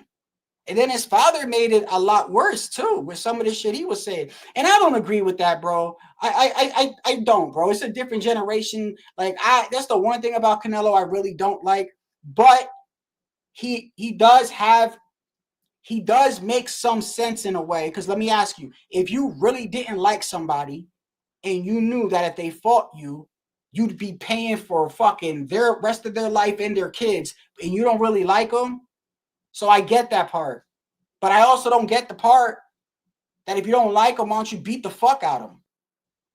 Like, beat them up. You know what I mean? Like beat them down, bro. Like, because either way, bro, it's boxing. They're gonna get paid. They're gonna get paid, bro. You fight Canelo, you're making your biggest payday, which is why all these people saying Crawford's gonna do this. Like I don't know how you don't see that that's a payday, bro. I don't know how you don't see that. And when mark my words, if that fight happens and it's not competitive, you guys already know. You already know. Because ain't no way he's serious about fighting Canelo, and you think that's gonna be a close fight. Here, this Saturday, there ain't no more talking. You want to see what's up this Saturday. All right, David, we'll start with you. I mean, obviously this is a big test coming into it, and obviously the bad blood is shown to everyone here. Where did this dislike come from, and how did it start between you two? It's just the hype of the fight. You know, the hype of the fight. He goes at me, I go at him, and that's just what it is. At the end of the day, we're both going to get in the ring, and I'm going to show him exactly who I am this Saturday. Now over to you, Morrell. Obviously, you have wanted these big opportunities before, and now you finally have it. You know, why have we not seen many fighters step up to, one, fight Benavidez, and then two, why did you want that fight? Bueno, David, venías anhelando una oportunidad grande como esta. Acá está, en esta gran cartelera estás encabezando. Hay dos preguntas acá. Primero, ¿por qué crees que los oponentes o los potenciales oponentes de Benavidez lo van a ir eludiendo? Y segundo, ¿por qué vos no lo eludiste? ¿Por qué quisiste pelear contra él? Uno, para que se acabe esa fama que si es el monstruo, que si es no sé qué. O sea, no tiene nada, brother. Con todos los boxeadores que ha peleado supuestamente que son mejores, no sé qué, no entiendo. El que no viene subiendo de peso, el que no está allá a retirarse, o sea, ¿de qué me está hablando a mí? Hey, hold on. I was going to end the live, but does somebody want to hop on? And I'll keep the live going if somebody hops on. Not for a long time, but if not, then I'll end it. It's up to y'all, bro. It's up to y'all. First of all, why do I want to fight Benavidez? Because I want to end with all that monster bullshit that he's talking about. Because everyone that he has faced so far has either been on the brink of retirement or having to come up or come down in weight. So I want to end that myth. I don't agree with that. Because you could say the same for David Morrell. You could say the same for David Morrell.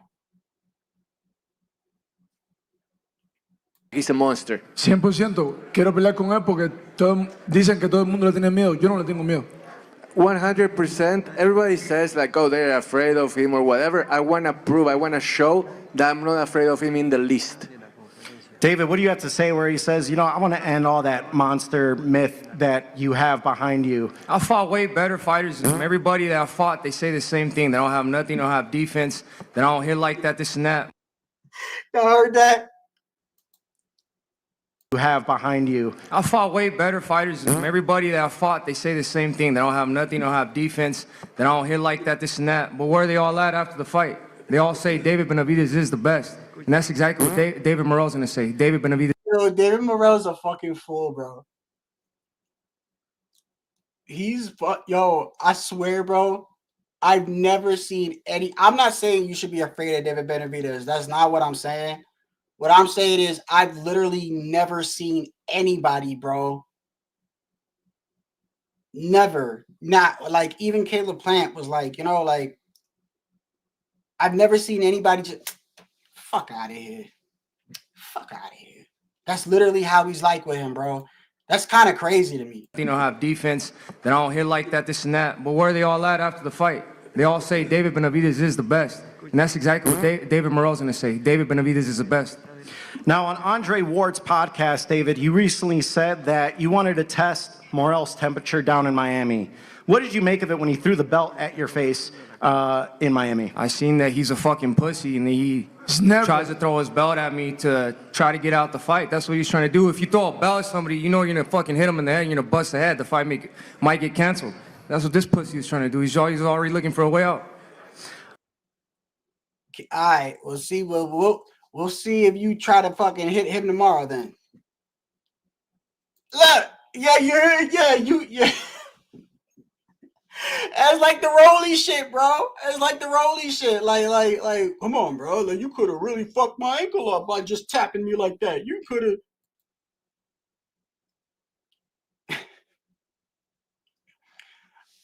When did he throw the belt at him? I remember somebody I don't remember.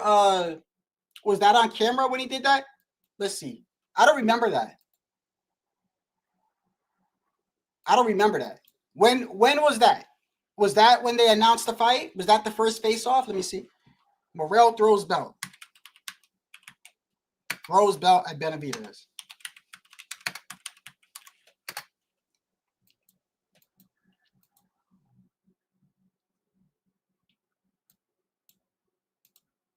Okay, hold on. I got it right here. I didn't see this. Damn, David looks chunky in his. Oh my goodness, yo. Yo, he might. Now I'm looking at the weight. Like, that's crazy, yo. David was chunky as hell just a couple. What was this, a month ago? Hold up.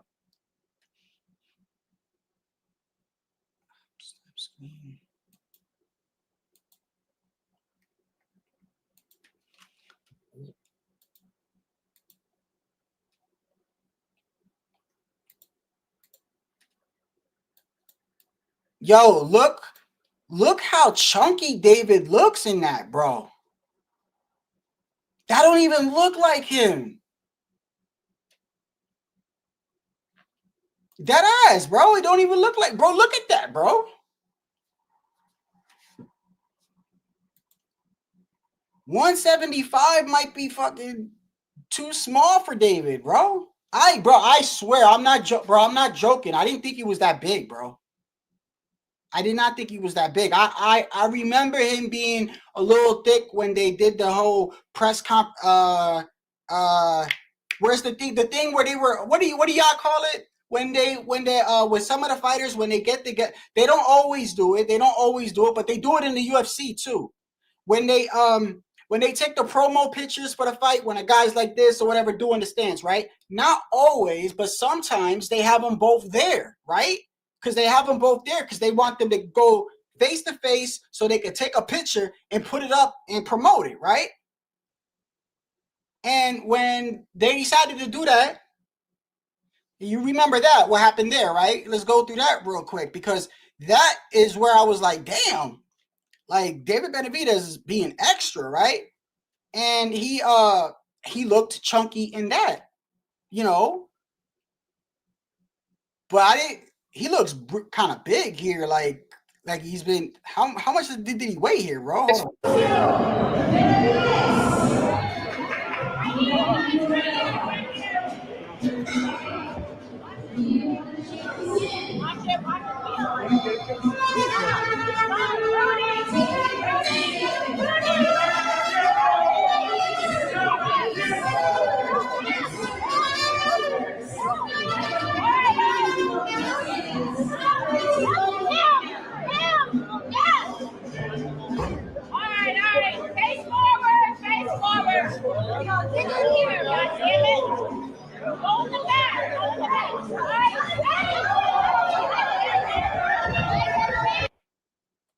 I know,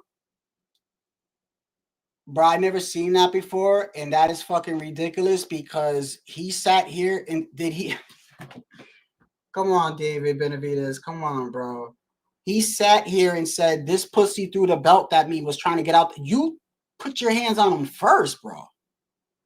Morrell, you heard what he had to try to get out the fight. That's and he tries to throw his belt at me to try to get out the fight. That's what he's trying to do. If you throw a belt at somebody, you know you're gonna fucking hit him in the head, you're gonna bust the head. The fight might get canceled.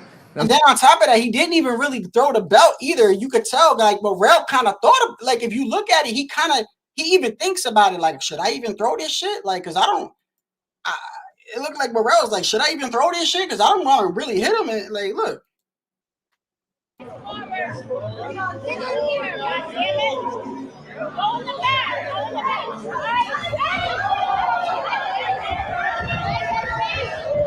But that wasn't even like a serious throw. Come on, bro. You like, come on now, Benavidez. Like, come on. That's like Rolly, bro.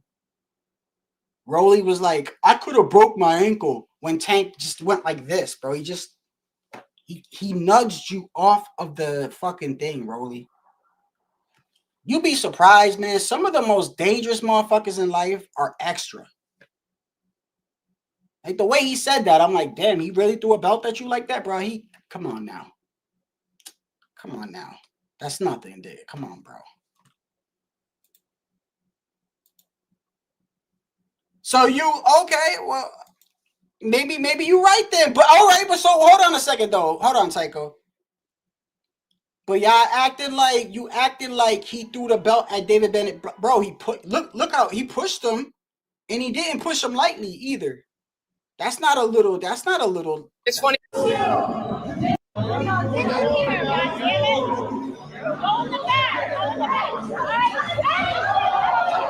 Yeah, that was kind of aggressive, bro. That was kind of aggressive. I mean, it is what it is. It's a fight. But you remember when they were both at the right here, right?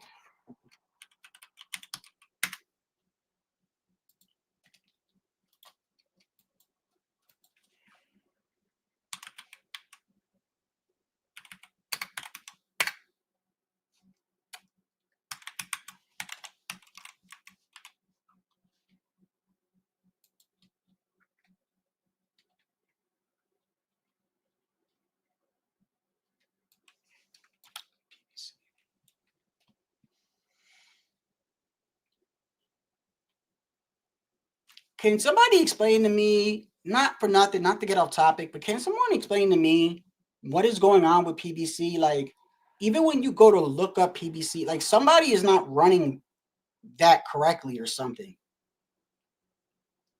Like you got Fight Hub and all these other guys in front in the algorithm. When you go to put PBC in, it's like I gotta go out my way to fucking find them, bro. That's just weird to me. But everybody else pops up like that.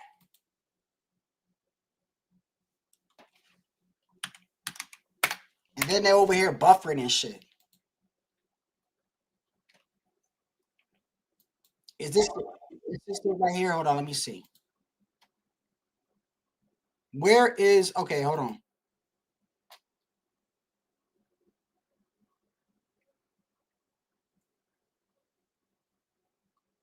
Oh, my bad. Just in case. Because if not, I'm going to get off soon. But just in case.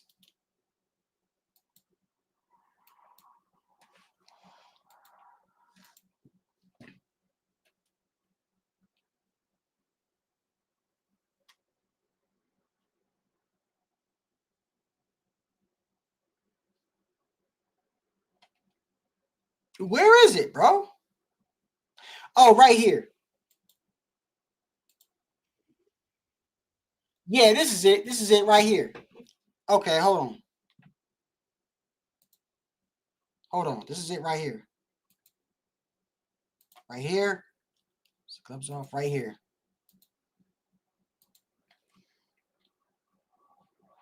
Is it up there? Let me see. Boom. Boom. Boom. Let's get speed. Let's get slate. Have you guys faced off yet so far on anything? You haven't. This is your first time. Okay. This is something I just got to pause it every now and then. new. I don't think we've ever done a face-off like this before, so it's good. I'm excited. Boxing thrives on rivalry. Without it, the sport fades. ¿La estás viendo cuando te noqueo también o qué? ¿Ya? Vamos a ver, vamos a ver, vamos a ver, vamos a ver, vamos a ver. But every so often, it delivers a defining moment that can alter the boxing landscape. Yo, you know, I forgot who said that, bro, but you know what? They make a good point. I mean, it doesn't always mean everything, bro, but let's look at this. Let's look at this and be completely honest here. When they announced this fight, when that whole thing happened with the belt altercation and this right here, this is a long way out. This is not like within the, you know what I mean? This is a long way out. And look at the shape he's in, bro. Look at the shape he's in. And this was like months ago, bro. This was like, that's just kind of weird. I mean, I'm not saying he just looks like he's always in shape. And then on top of that, they were talking about weight today. They were talking about making weight today. And they were saying that, of course, David Benavidez has had problems in the past making weight. Somebody also said, I saw, I forgot whose channel I saw. Was it somebody? Now, take it with a grain of salt because it's the LWBC. But somebody that knows somebody in Benavidez's camp said that they heard that he's having, that he wasn't making weight as great as he usually does. I don't believe that. I don't believe that. I think he'd be a fool to fuck around and miss weight. Yo. Loco, man, you want to drop the link if you want to shoot the shit, man. You know, that's better. Yeah. No, I was gonna get off, but then I thought about it. I said, if somebody hops on, I'll talk for a little bit more, Yeah, if you want to shoot the shit, you drop the link. If you want to, go, you go, bro. So David Morrell, does he look like he's always in shape, right? No, Morrell he pretty much lives his lifestyle as a boxer. You know what I mean? He does. That counts for some. That's got to count for something. Well, yeah, man. David Benavidez lives his lifestyle like he literally took the saying, he loves boxing like a fat kid loves cake, but he actually took the meaning of eating cake to love boxing. I mean, because look, when it comes down to when we're talking about the elites, right? And I'm not saying these guys are elite, but when it does come down to people that are elite, let's take the Floyd and Canelo, right? Now, I do believe that Canelo, boxing is I think Canelo has always lived a boxer's lifestyle.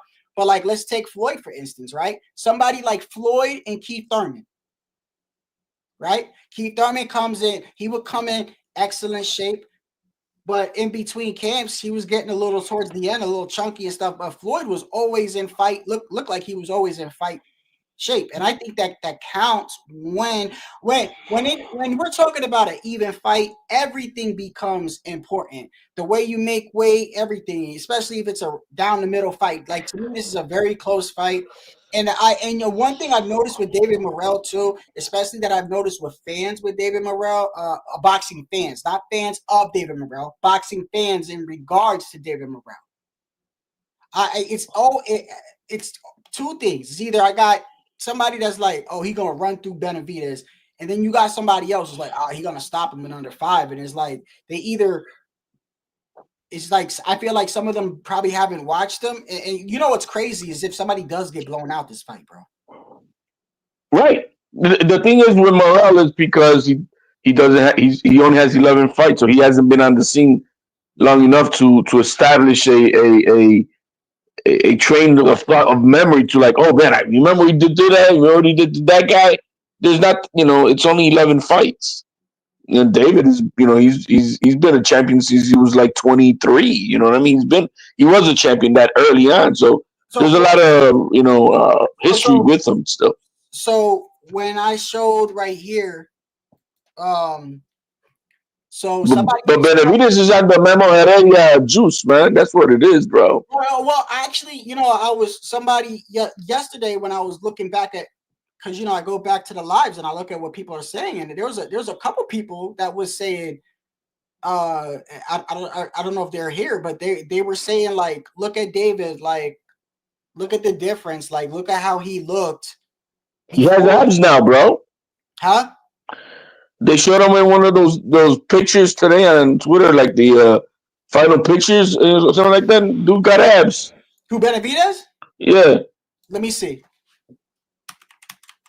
Yeah, I don't believe that he's struggling with like, you know what I mean? No, like, bro, he's juicing up, bro. He's using Memo Heredia, and ain't nobody.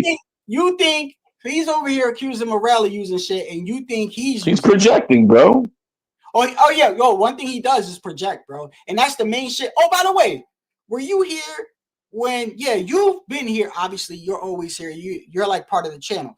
When we're fucking this whole Canelo fucking David thing, right? You remember when we started picking that shit apart, and I was like, wait a second, bro. Like, if you know Canelo's getting irritated with you, and I don't agree with the diva shit, I don't agree. But if you know he's like that, then why do you keep doing what you're doing? And why is your father making it worse? Like, it's almost like, do you really want to fight? And I remember when Pudo came on here one time and we were talking about it. I forgot he brought up something and we went to look it up. And I'm like, bruh, that's projecting, bro. That's like you're acting. You're acting more like you want to do something than you really do. Because if you really did, you just do it and just shut the fuck up. You know what I mean? I saved this link and. Because somebody created it and they're just making fun of exactly this what we're talking about. Here, I'll send it to you so you can see. To me. Paste. There you go. Oh, and then he has a little thing about Heredia talking about. I don't know about that insert that he put in about Heredia in conversation with Spiegel about Marion Jones and all that, but. Yeah, he's been hold on, where's the link? You sent it in the private chat or you sent it in No, man, I always send it to you on X, man. That's where I got it. Let me I kind of you might have a point there, bro. Because he's got acne, that's a fact. He's got acne now. I asked you yesterday about that because like the acne, I know acne, but I don't want to start putting that here because I don't want it is what it is. I'm not saying he's using, but I do know that acne is part of it. And yesterday or the other day when he's doing this interview over here, which I saved. This is from the other day. Now it's gone. It's gone now today. But the other day when he was talking, and this was last week, let me show you.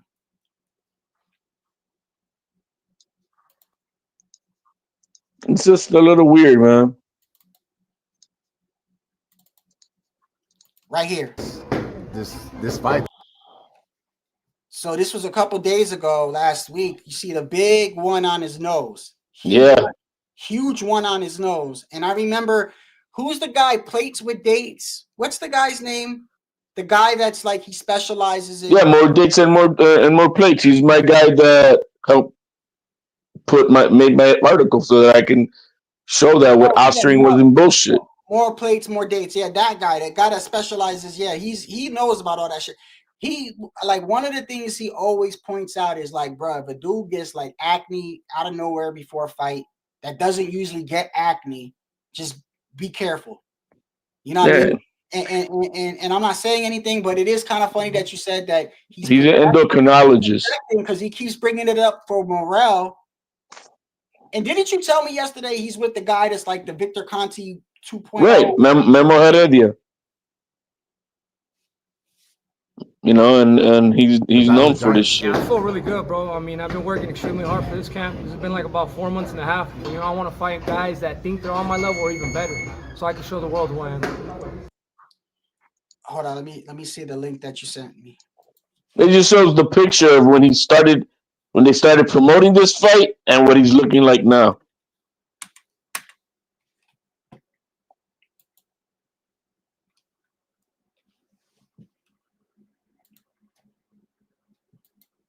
So it shows that clip that you were showing.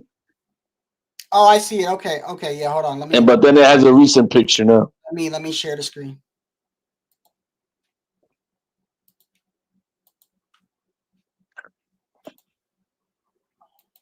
You could click on the individual pictures. I wouldn't worry about that shit. But each picture you could click. Oh no, you clicked on the. Hey, hold on. You gotta go back. Okay. You're now on his page. Where am I clicking? Click exactly on the square of the picture in the green. Oh, okay, there you go, like that. Or you could now hit the arrows on the middle of the sides. Okay. So look at how he looks now compared to when he started, bro. This is my goodness, bro. Hey, you what I was talking about earlier, though. This is what I was saying earlier, bro. Yo, remember that movie? Remember that part in the Avengers when they said, "Man, you look like melted ice cream," bro? When Thor looked like melted ice cream. But this is the shit I'm talking about, though. This is how he looked prior to the fight, and then Morrell was already in fighting shape, bro. Yeah, and then look at him now, bro. What the fuck? I mean, that ain't fat camp, bro. I don't think it's fat camp, but that I don't know. I don't know if I'm gonna say he's. I mean, I'm gonna go with. He knows this is an important fight, and Morrell's nothing to fuck with, so he's in tip top shape. Bro. He's up to the gills, bro. That dude is jacked up to the gills. That that it would make sense for him to be accusing somebody else of, you know what I mean? Because that's like you're deflecting, you know what I mean? But I don't know, man. I know that Morrell back when dude is always ripped in shape, bro. Back when he was, oh my goodness, back when he was like this. Morrell was already looking like he was ready to go. Yo, he's always Miami Beach ready, bro. You know what I mean? Like David looked like he literally before he taped up his hairs, he was just had like a bowls with nachos and cheese and shit, like just fucking nacho grande and shit. Like he just looked. I mean, damn, bro. But this is what I mean though. So it's like, so you got two different type of fighters. Like when you have someone that lives a boxer's lifestyle, so Morrell kind of lives that boxing lifestyle. You know what I mean? Like that, bro, look at that, bro. I didn't know, bro. This motherfucker. Bro, I'm the light heavyweight WBC interim champion of the world. This is what Canelo meant when Canelo said he bring nothing but 25 pounds off. Or 20, but he say? Yeah. 20 extra pounds. Bro, why Canelo like fuck that? Like, look at this motherfucker, bro. Bro, this is the only reason he's been winning at 168, because then he'll come from 168 and blows up to 200 pounds, 205, 210 pounds. And no shit, yeah, you're gonna beat the shit out of a little guy. You know, that's just and look, man. That's why another reason why I've been bringing up the amateur shit, because the amateurs, when Morrell was in the amateurs, he was at 175. A lot of those amateur fights was at 175, because when you go look, and that's why another thing, bro. When when I was telling you about the fucking narcissism with some of these fucking content creators. Yeah. Like, and I mean, look, I mean, I get it. I'm a small content creator, but just to show you the fucking craziness that these guys think of, like, obviously, Ego is a big channel, way bigger than me. The people don't even know who I am. But let that sink in. Let that sink in. Nobody knows who the fuck I am, and I've been telling y'all this whole week about his amateur background fighting at light heavyweight. So for him to fucking sit there and go, I'm the only one on YouTube, that's that narcissistic shit I'm talking about, bro. Like, there's millions of motherfuckers you don't even know. So anytime one of these dudes say, I'm the first one, every time, bro, that shit just, it makes me feel it's like, you is one narcissistic motherfucker, bro. Yeah. We all watch boxing, bro. We all are boxing fans. So how the fuck you gonna sit up there like you high and mighty, motherfucker? We've all been watching boxing, like, and you ain't the only one that can fucking go on Wikipedia, motherfucker. Like, this is crazy, bro. But anyway, fucking Morrell, you know, he's been at 175 in the amateurs. When you go and you look at his awards that he got, or not the awards, but the shit that he won, which was in Cuba, the Youth Championships Award back in 2017, and the India one, the International India Tournament that he won first place in. Both of those say light heavyweight on there. So he was winning fucking, that was years ago. So I mean, I'm just saying, like, I think that a lot of this shit that we're seeing from David knows. I mean, because, like, bro, you gotta be like, I do agree with y'all on that. Like, I think some of you guys are kind of hard on David, because I know, like, when it comes to people that like Canelo, like, they'll make it seem like this kid is nothing, and I'm never gonna say that. But what I am gonna say is I do agree with y'all when y'all say that he's been like sort of like a Devin Haney type shit almost with some of the people at 160. He's a big kid, bro. He's a big fucking kid. And, you know, he moves up to 175 now. And, you know, these guys are bigger. You know, we've really never seen, other than, what was the guy he fought last time? I keep getting the guy's name wrong. What's his name? Vlaschek or whatever. What the fuck is his name? Yeah, Vlaschek. Vlaschek.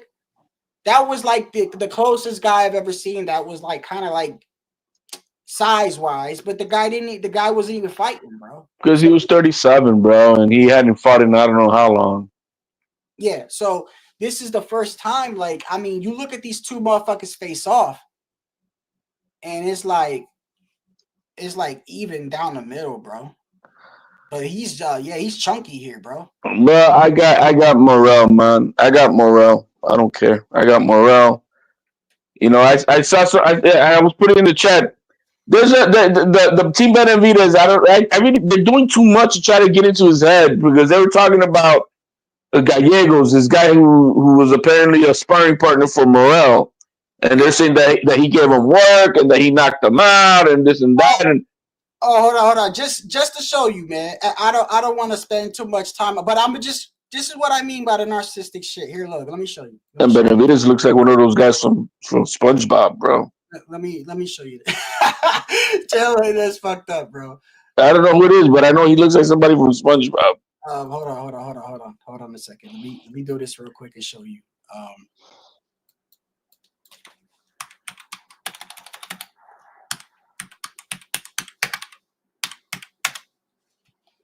So you guys know, this is what I mean, because sometimes people want to question what I'm saying. This is what I'm trying to tell you.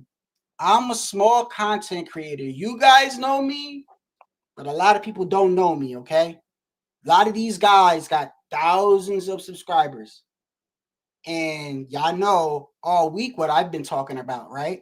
So for someone to say something like this, this is the narcissism shit I'm talking about. And he's not the only one that does it. A lot of these dudes do it. It bothers me. Not that it bothers me because, like, you could be confident. Ain't nothing wrong with that. It's always bothered me when somebody says, I'm the first person. Like, motherfucker, you on planet Earth, my guy. You on Earth. You're not, like, come on, bro. Like, it's just narcissism, bro. Narcissism. Look at what he says here. Essentially weight drained. I know is this Saturday who are asking. The main event, that's where it gets tricky. Who's asked me, he has a lot of big fight opportunity. Ego for the boxing new right here. 35 pounds. Here, check this out. Look. is David Morrell fought in the amateurs over 175 pounds. See, that's why y'all turn to Boxing Ego for the boxing news, conversations. I am the best in the business, and it's not even close. I don't think anybody of note in YouTube has really revealed that Morrell had fights prior to being a pro in the 170s in terms of weight. Now, motherfucker. Yeah, come on, bro. I've been talking about that all week, and I'm technically nobody to you. Like, that's what I mean, you narcissistic fuck. I can't stand. Yeah, but you know, hey, he's selling his product, bro. I don't know why, bro. Because I don't like him. I don't like him. I don't like him at all, really. It's not just him. It's not just him. A lot of these guys start off like, "Hey, yo, I get it, bro. You confident, bro. I get it. You confident. You're supposed to be." But when you say like, "I'm the first person to ever wear a green fucking hoodie on YouTube," like, you sound man, nuts, bro. But he's got a following. That's what he sold it to that small-minded, bro. You know what I mean, bro? Like, I'm trying to see. We're all boxing fans at the end of the day. It's like, bro, like, I mean, for you to even think that you got Yeah, but he's not a bro. This is like, it's like I know you watch boxing, HOD, right? And it's like we're both boxing fans. So it's like for me to sit up here and think I'm almighty with my knowledge is kind of fucking redundant and stupid. Yeah, but he's selling, bro. I know he's selling. Yeah, this is his job. Fine, it is what it is. Super chats, but whatever. At the end of the day, I see the people that I know that there's a lot of times that when I'm doing a live, the people in my chat help me out with shit. Yeah, because you're not here for what he is here for. He's here to make money. You're here to shoot the shit. Every live, I'll be asking y'all for shit. Like I'm not fucking, right. I'm not conceited, bro. I'll be like, no, but what I'm trying to say, Shadow. Today, I didn't even know who Pitbull was fighting. Shadow. I don't like narcissistic people, bro. That's it. He's in a different category. He's here because he makes a living off of this. You're here because you like to shoot the shit with us. You know what I mean? You know, that's what it is. Your motivation is, hey, let me get a paycheck. Your motivation is just you're shooting the shit. You know what I mean? And that's the difference. He's gonna sell his product, and he's gonna hypnotize his people, whoever they're watching, and the casuals that come into the game. Because I know you started watching Boxing Eagle when you first got on the scene, and you didn't know who the fuck is real or who the fuck it is, and then you started realizing, oh shit, this guy's a piece of shit. Yeah, no, this guy sucks. What? So this is over a course of how many weeks though? So this was when did they do the pictures with the whole this December? December? Maybe, yeah, around December. So it's January 30th. So is this, I don't know, I'm gonna say this was like December. 60 days, right? November, maybe November, December. So still, bro, no, bro, no. You're not gonna look like a bucket of melted ice cream and then come in looking like Thor. 90 days.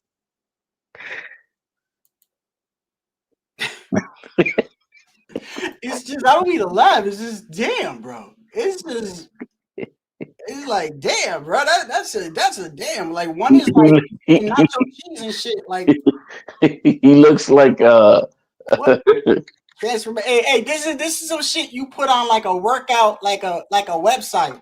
Like, you guys can follow my plan, and you go like this before and after. And after. What Rocket? That's the guy who said it. Rocket. Hold on, let's see if I pull it up. What you mean, Rocket? Who's Rocket? From Avengers, bro. When he visited Thor, and Thor looking like a bucket of melted ice cream.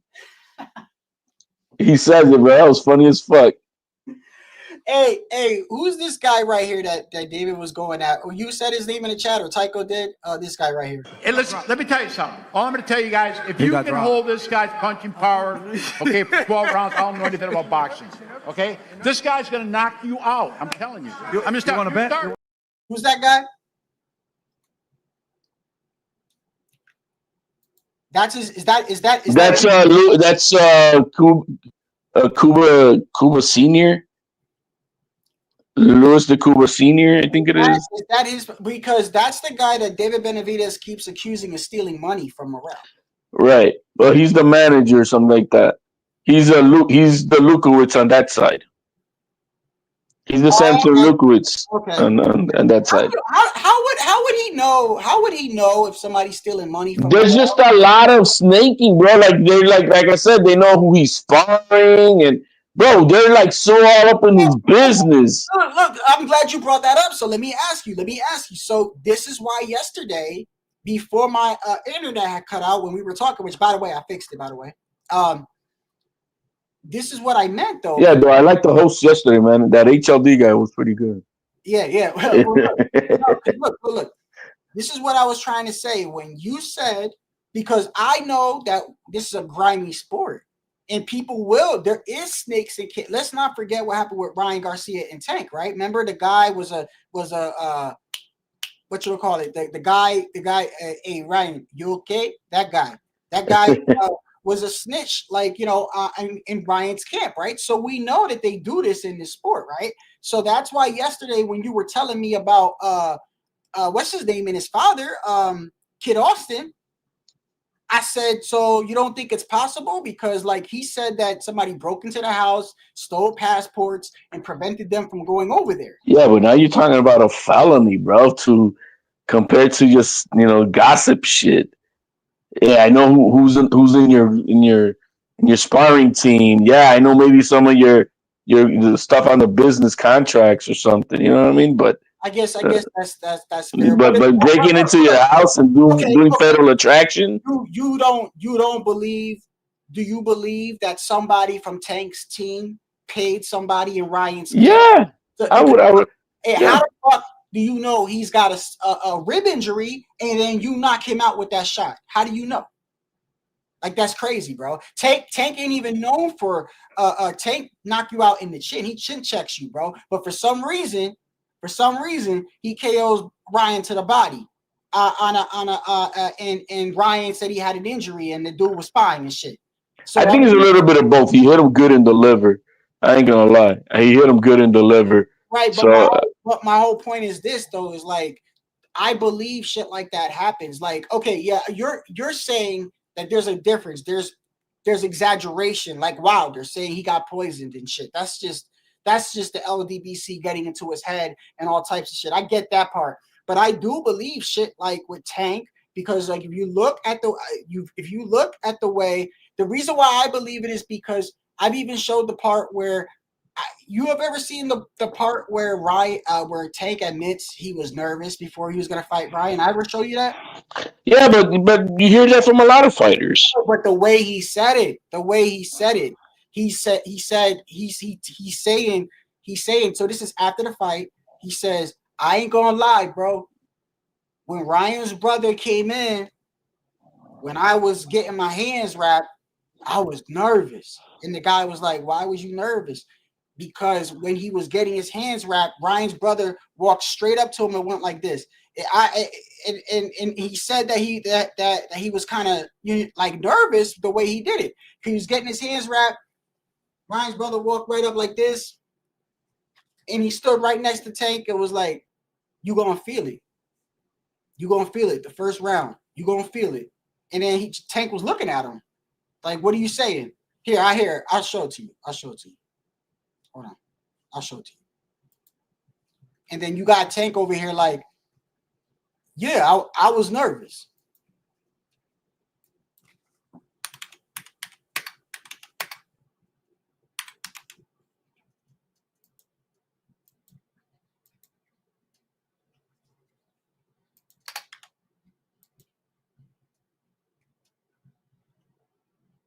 Oh, wait, hold on. It was Tank versus Martin.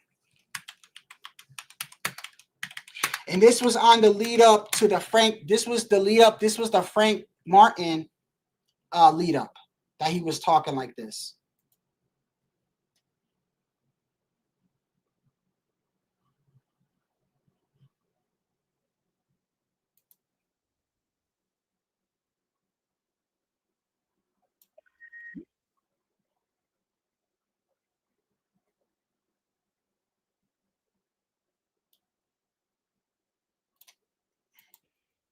episode 1. You still there? I sent you an article. Okay. For you to read. Okay, hold on one second. When you get your not here. I don't want you to read it here. Okay. Read it when you get off. Okay. I sent it to you on X. It's an article I printed on X. Right here. Here, let me show you this.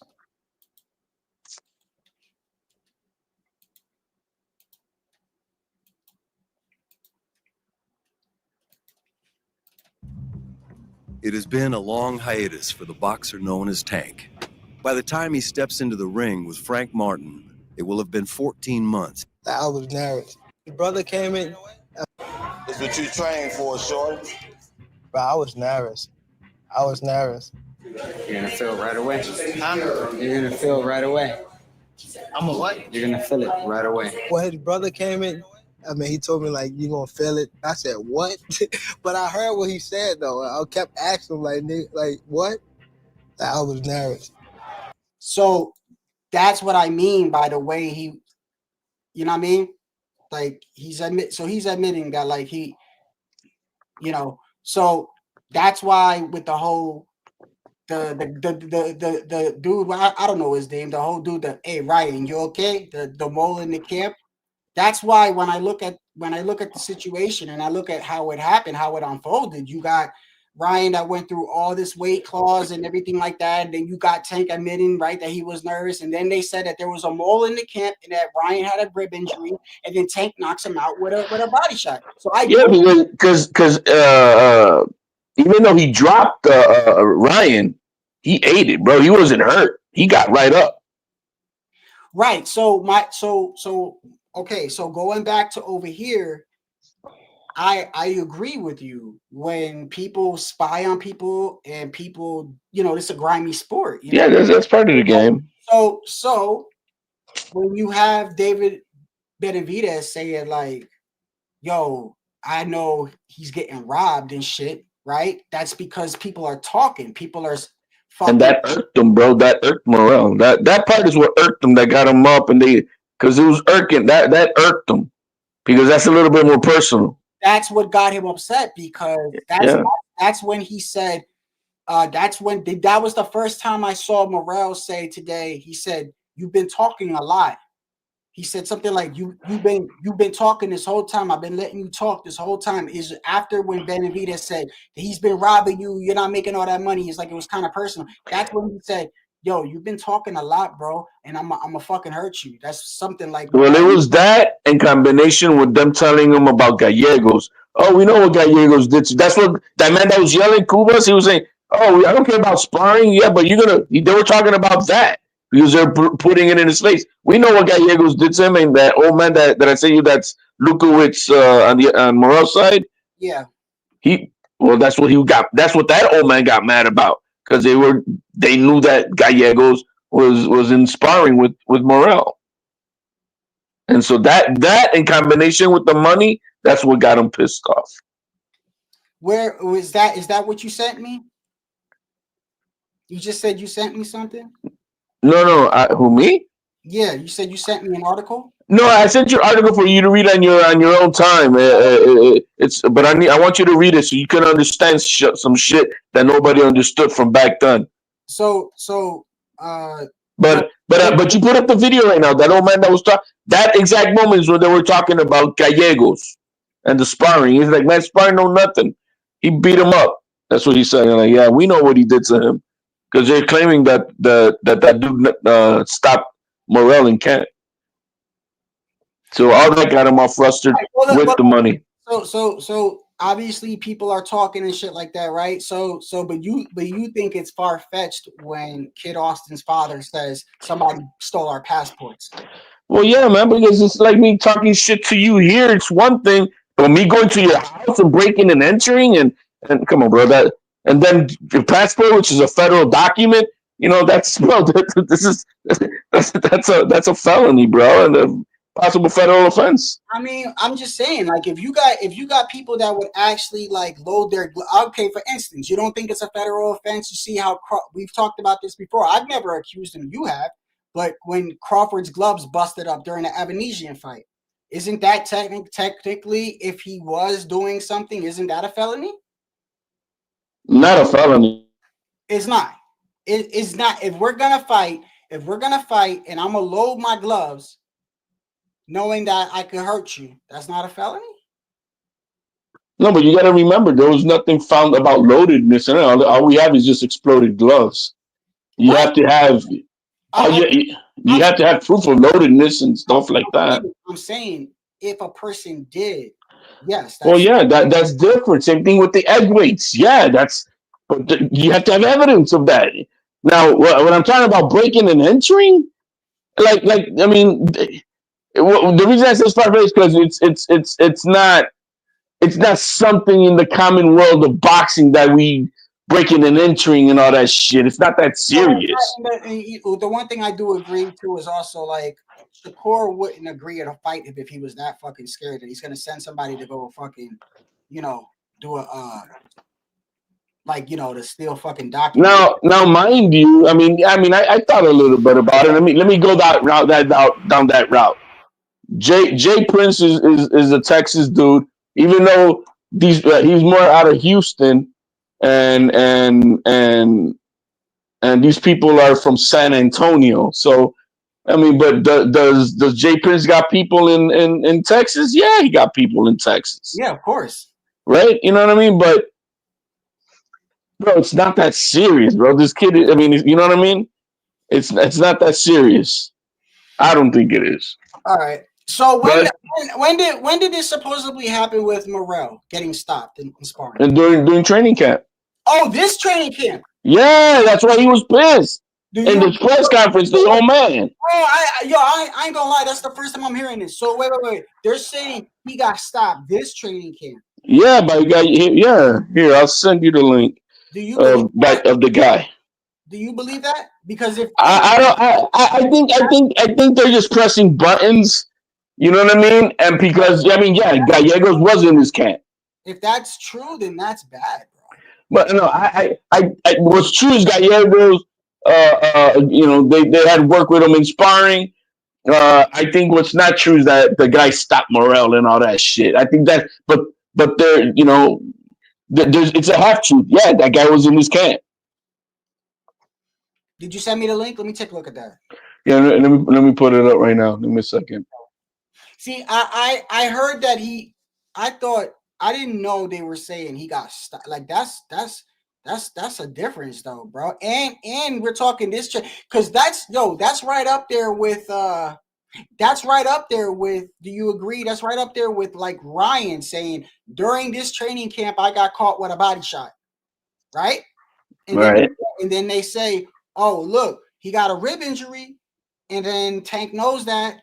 So that's right up there with that if this is true. Yeah, I was tagged on this one, but I didn't. I always tagged by one of my Twitter guys, Mike. Here, I just sent it to you.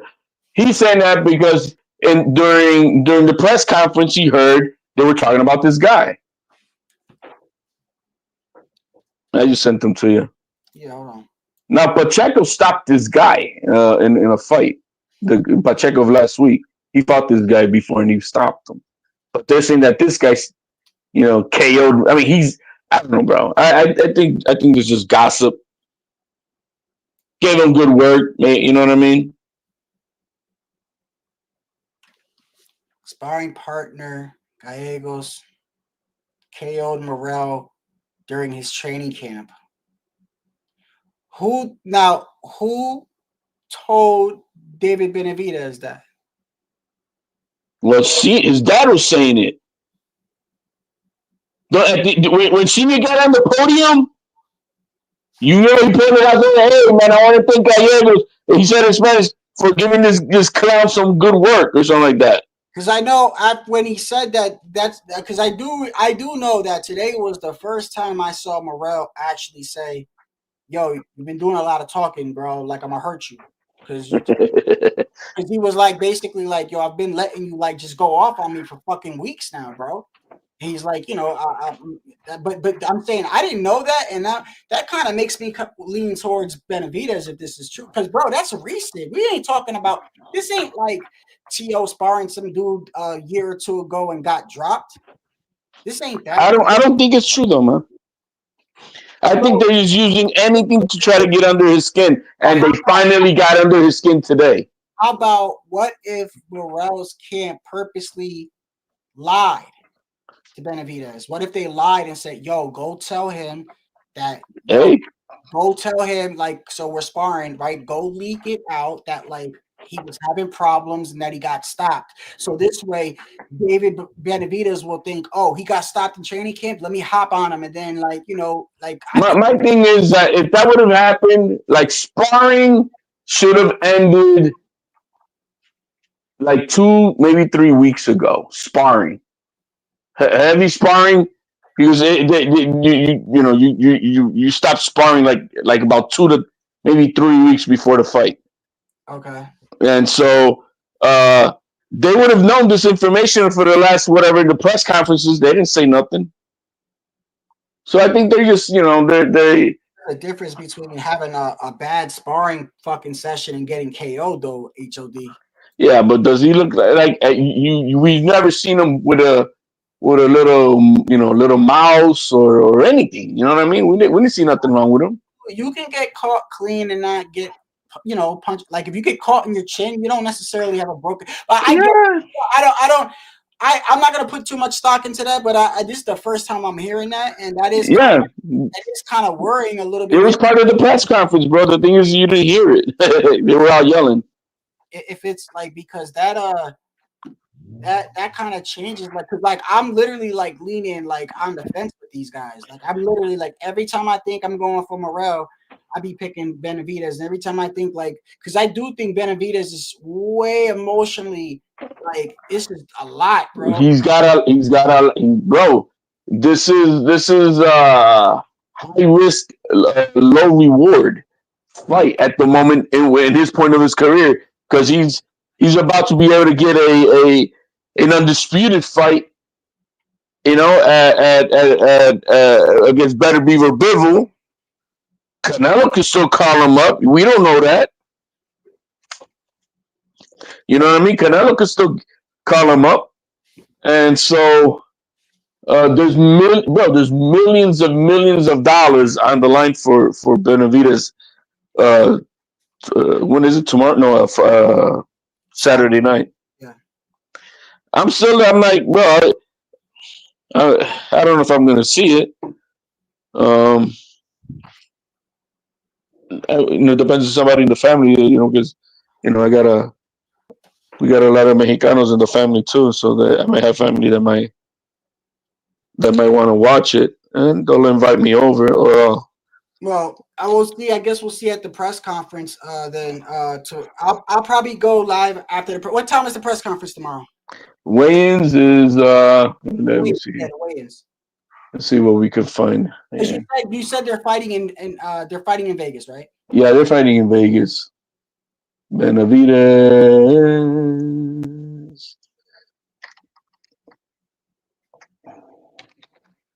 What is the hour difference with Vegas and over here? 3 hours. 3 hours. From the East Coast, 3 hours. So right now in Vegas, it should be 7 o'clock.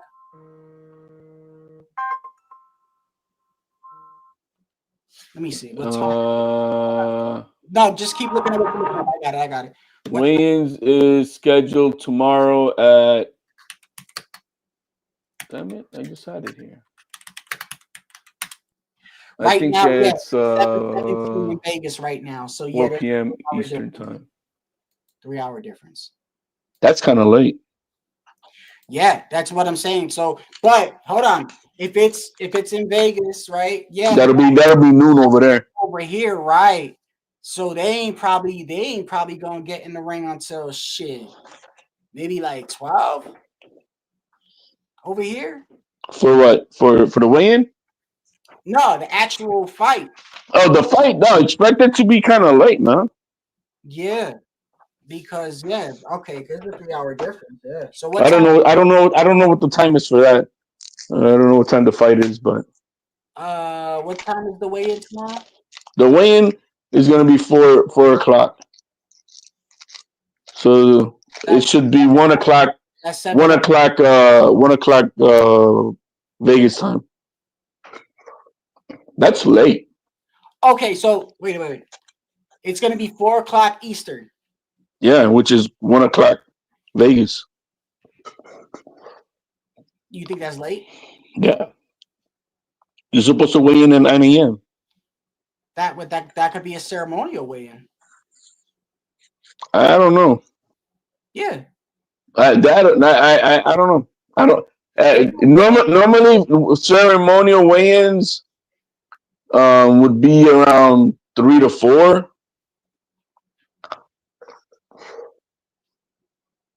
You just said the weigh-ins at 4 though, HOD. Our time. Okay. All right. Oh, so you think before I get out of here, so you really think David might be on something? I just think he's in good shape because he knows it's a good. He don't live a boxer's lifestyle. Fuck no, he's natural, bro. He's not a bro. No, I'm sorry, bro. Come on now, that's not the way it works. I'm gonna be a triple cheeseburger all year long, and then I'm gonna look like I'm ready to go in 60 days. Come on, that's not the way it works, bro. I mean, you can lose weight, granted, I get that, but to get ripped and all that, no, man. Come on, bro. That's not the way it works. Look at that. Fucking bucket of melted ice cream from Aldi's or something. That is a lot, bro. That's a lot, bro. Holy shit! Like, where does this fucking race start, bro? Like, where the fuck, bro? Look at that. Yeah, yo, when he walked into the ring, when he pushed fucking Morrell, he waddled in the ring. He waddled. He went like this. He He did a wobble me.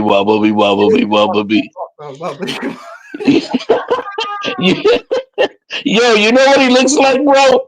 He looks like a boiled egg with shorts on, bro. A boiled egg with shorts on. You know what? When I think about it, now I know why David be acting like a bully, bro. I know why he be acting like a bully because people probably made fun of him when he was fat. He was a fat, chubby kid.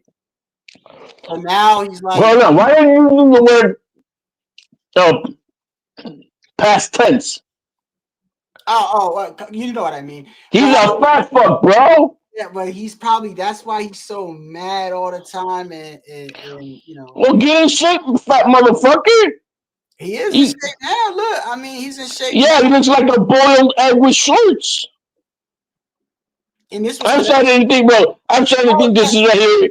This is edited, bro. I'm trying to think this shit is edited right there, bro.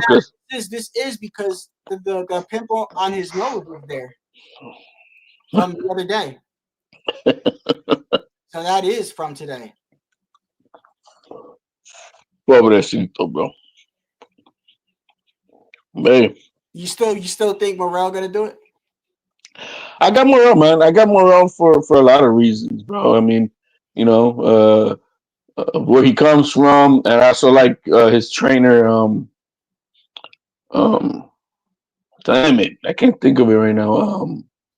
Ronnie Shields. Yeah. And you know, I mean, it's not an easy life coming out of Cuba. You know what I mean? It's not, you know, and David's been doing too much, bro. Way too much. Hold on. Way too much. Hold on 1 second. Way too much caca. Yo. What's up? Oh, what's up, man? Chilling. Is that troll, man? You already know I'm gonna go take a piss. Is that the troll, man? That is the troll. And look, he went to go take a piss. Hey, every time, bro. Big surprise. Oye, que tú le haces a ese tipo, bro. I don't know, bro. Oye, brother. Esa es brujería, bro. Yeah, bro. I'm a santero, homie. Santero. I got my fucking chicken and I got my fucking La pata de gallina.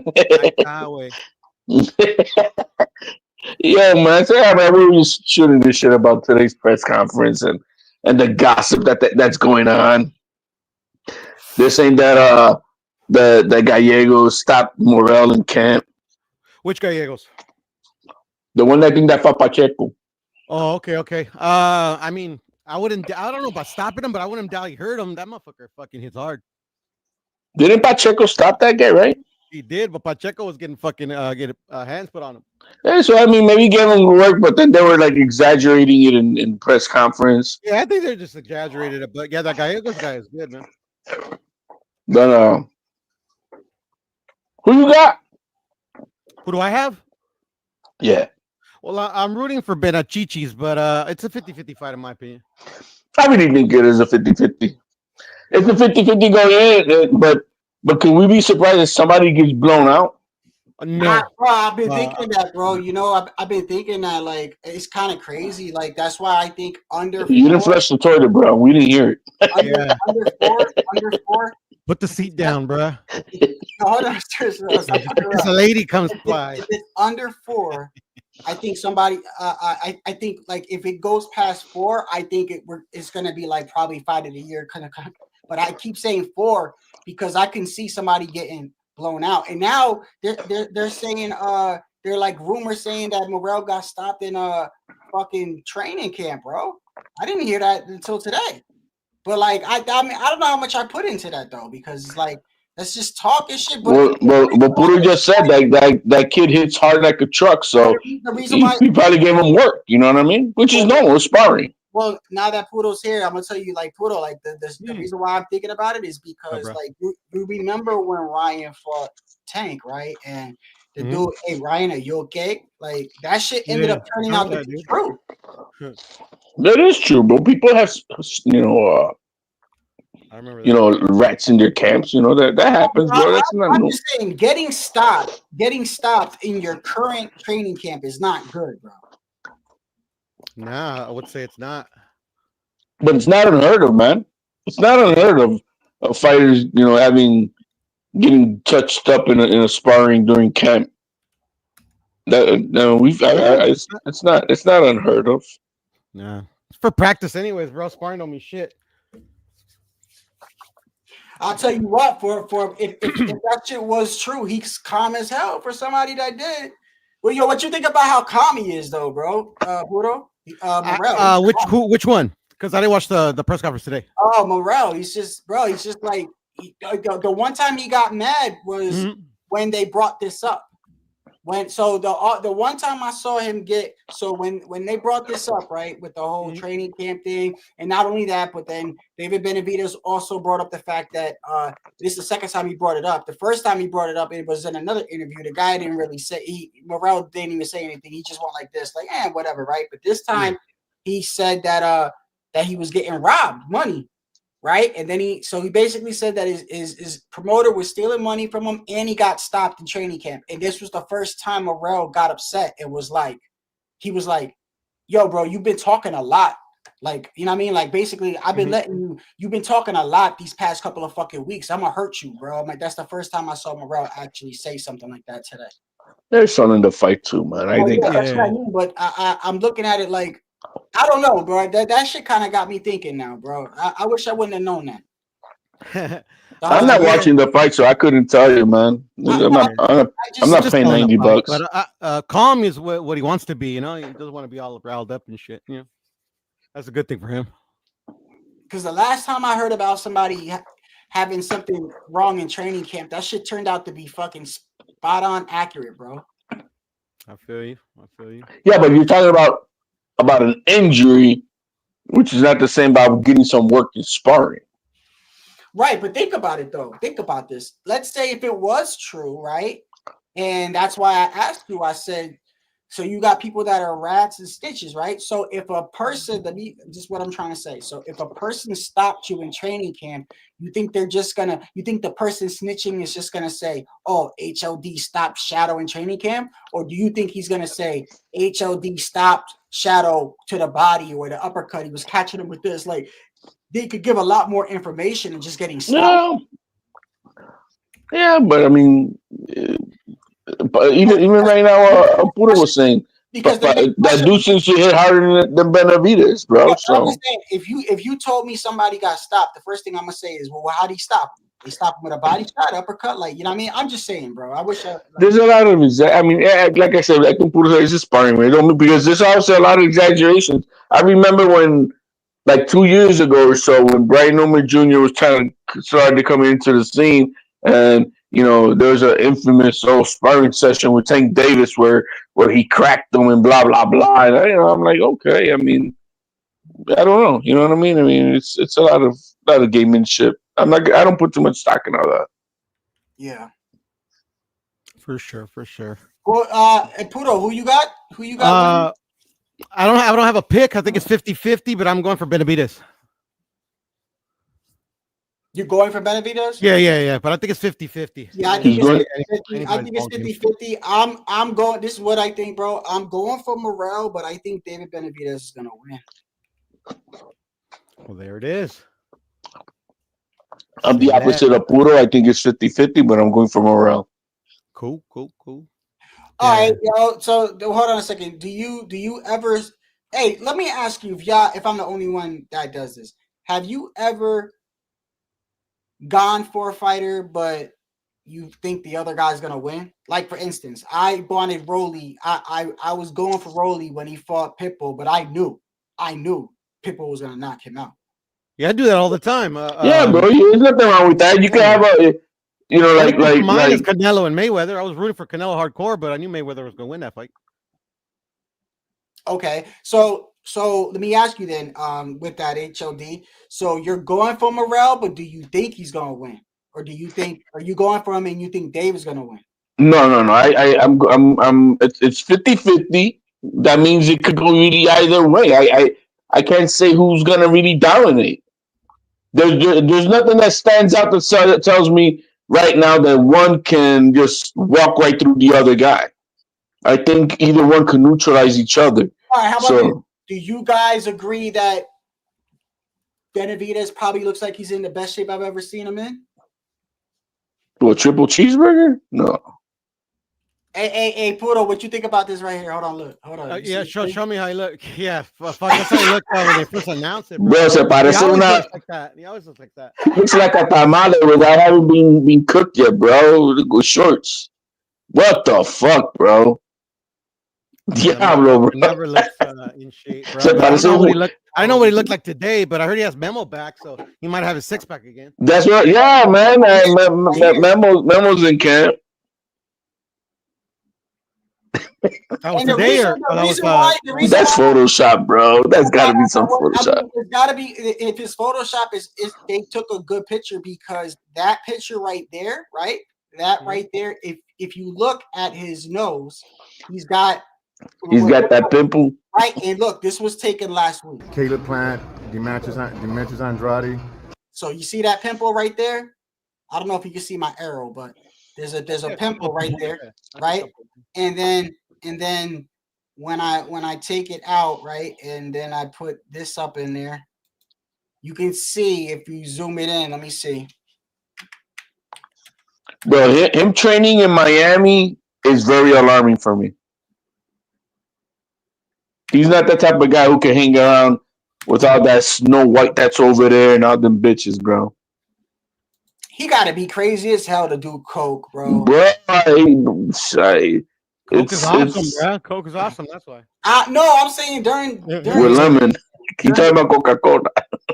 You know what I've been thinking too, man? You know what's crazy too? You know what's gonna suck? If somebody gets blown out and then we find out that the dude that won popped hot. Oh wait, is there testing? Yeah.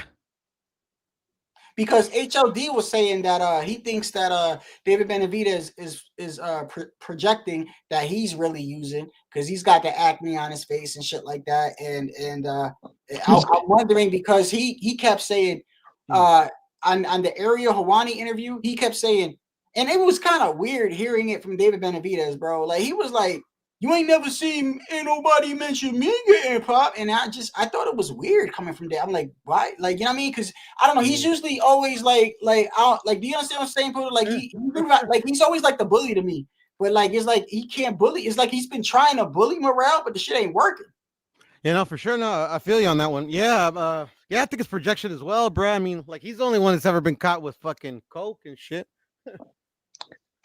Hey man, what you think about what's kind of rumoring around that Ryan Garcia's heading back with Reynoso?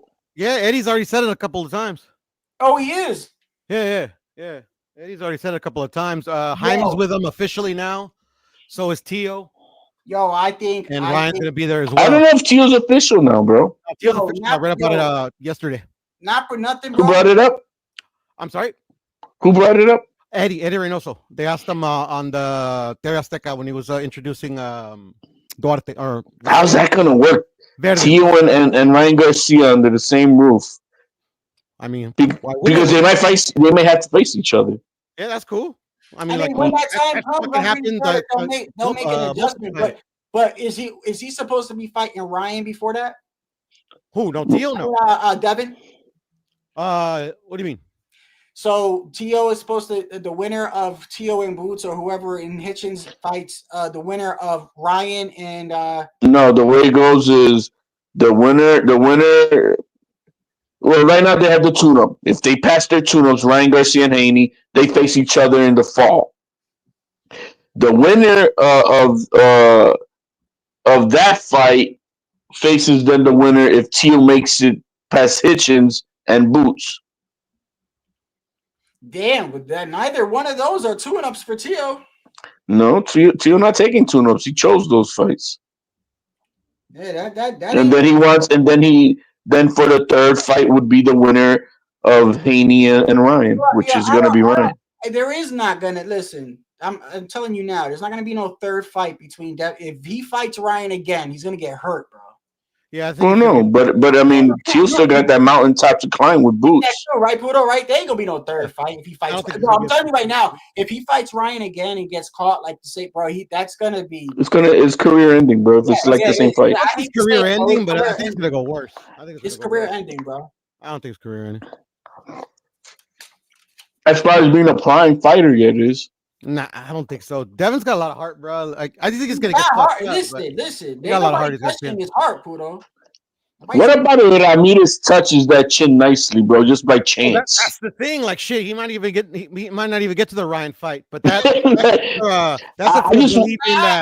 don't win, lose, or draw. I mean, like if he loses, he's not gonna lose that fight. He's gonna fight Ryan regardless. I just watched the Ramirez Barboza fight. Was it yesterday or the day before yesterday? Because I'm like, all right, let me see what Ramirez really, because he looks like he's washed.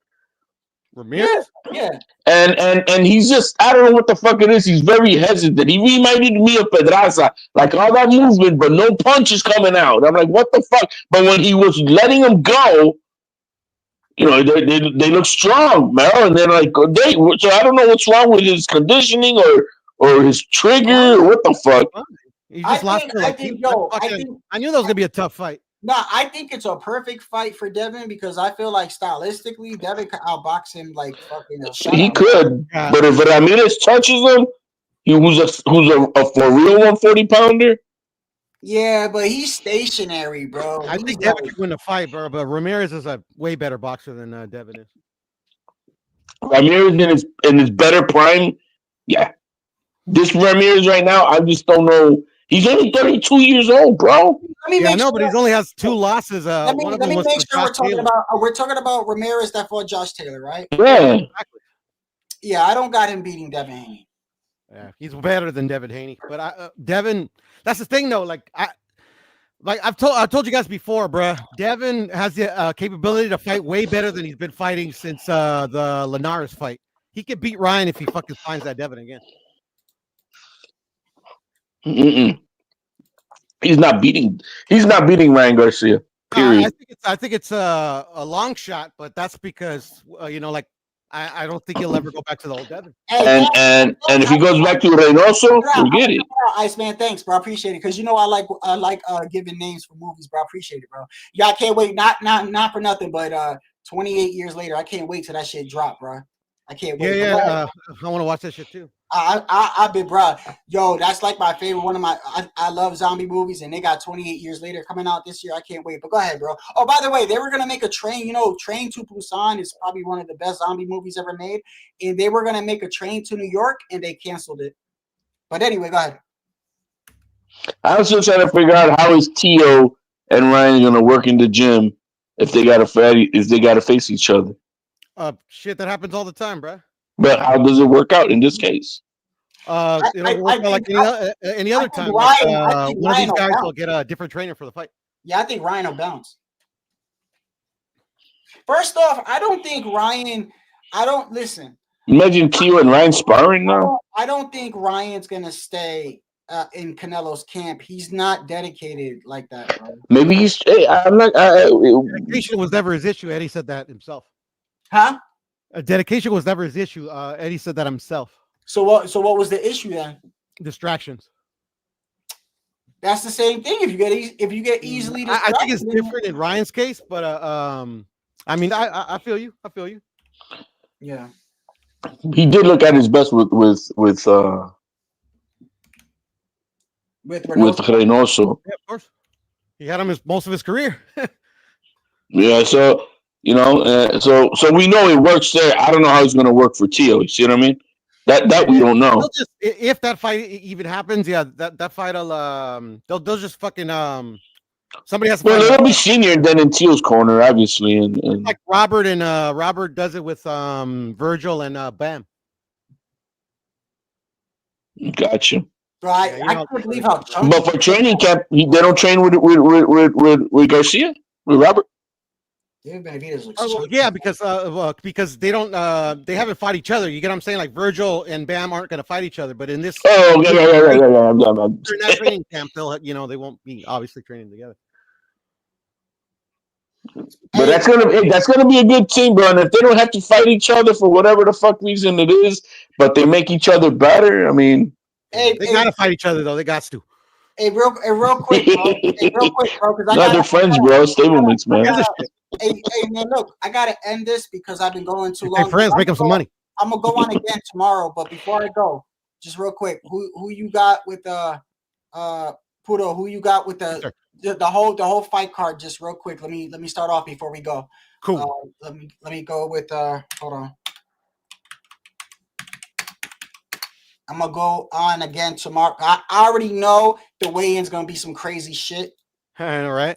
Oh my goodness, it's gonna be crazy tomorrow. I got David Benavidez swinging at this motherfucker, bro. So pussy. I don't know 3 fights on the card, bro. So I'm gonna say I know him off top. Morrell Ramos versus Rosario. Okay, yeah. Go ahead. Okay, so Ramos and Rosario, and then you got Pitbull and Fierro. Yeah. Okay. Yeah. So go ahead. You go first with the. Isn't Cool Boy Steph and no boy on that fight? Figueroa and Figueroa. Yeah. The other one. Well, I got Figueroa. All right.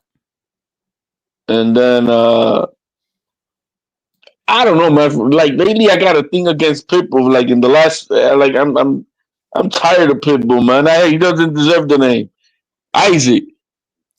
Either put up or shut up. Shit, I don't know what y'all talking about. I'm just done, bro. Either just do something or because you know, I don't know, man. Well, if they rob him, what can he do, bro? Go back to 135 where he belongs. You don't belong at 140. Fuck that, bro. Like, why don't they fucking call the fight how it goes? Hey, yo, Puto, I agree with that. I don't think Pitbull's suited for 140, bro. Bro, he just fucked up Ryan Valenzuela and got robbed, bro. Like, I mean, what more do y'all want? No, I don't think he fucked him up.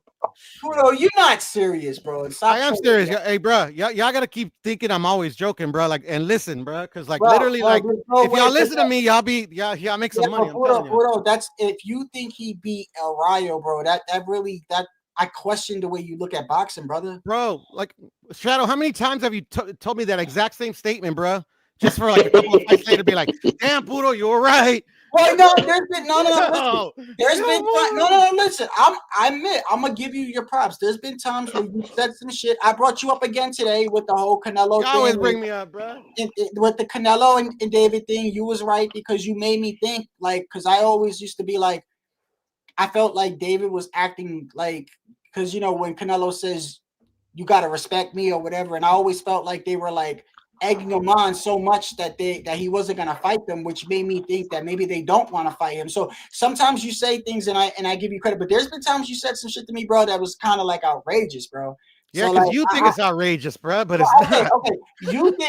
You think Pitbull beat El Rayo? Of course. Did you see man?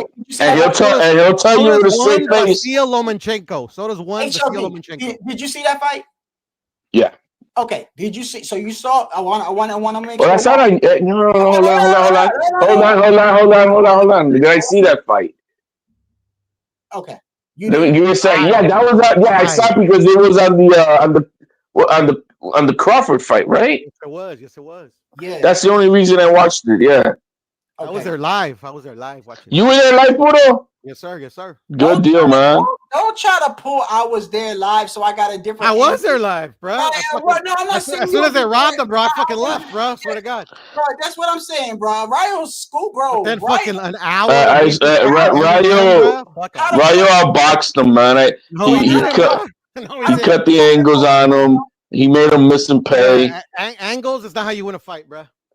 No, but he made him pay with the angles, man. There was a lot of miss and pay. He made him pay with like singular uppercuts. That's it. He did not. Well, that's the only way to hit a midget, bro. Let's look at the highlights. One uppercut only in rounds. Nah. Fucking Pitbull was the effective aggressor. Pitbull landed cleaner, harder shots.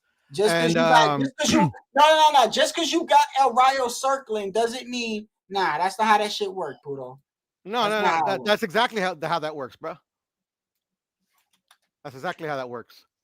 Being the ring general is that you're dictating where the fighter goes. No. Don't get it twisted. I agree with. I like effective. Unless you're a matador and you're making the bull go around, you know what I mean? You gotta be hit. You gotta be hitting your opponent though. Yeah, exactly. That's what Pitbull was doing. Hold on, bro. Like now you got me. You gonna make me watch this fight all over again. And then Pitbull, like always, since especially since the Tank Davis fight, his defense was on point. Let me see. Maybe I'm telling you. I remember because I was live. I remember what people say. Bro. I know at the beginning of the fight, it was tight.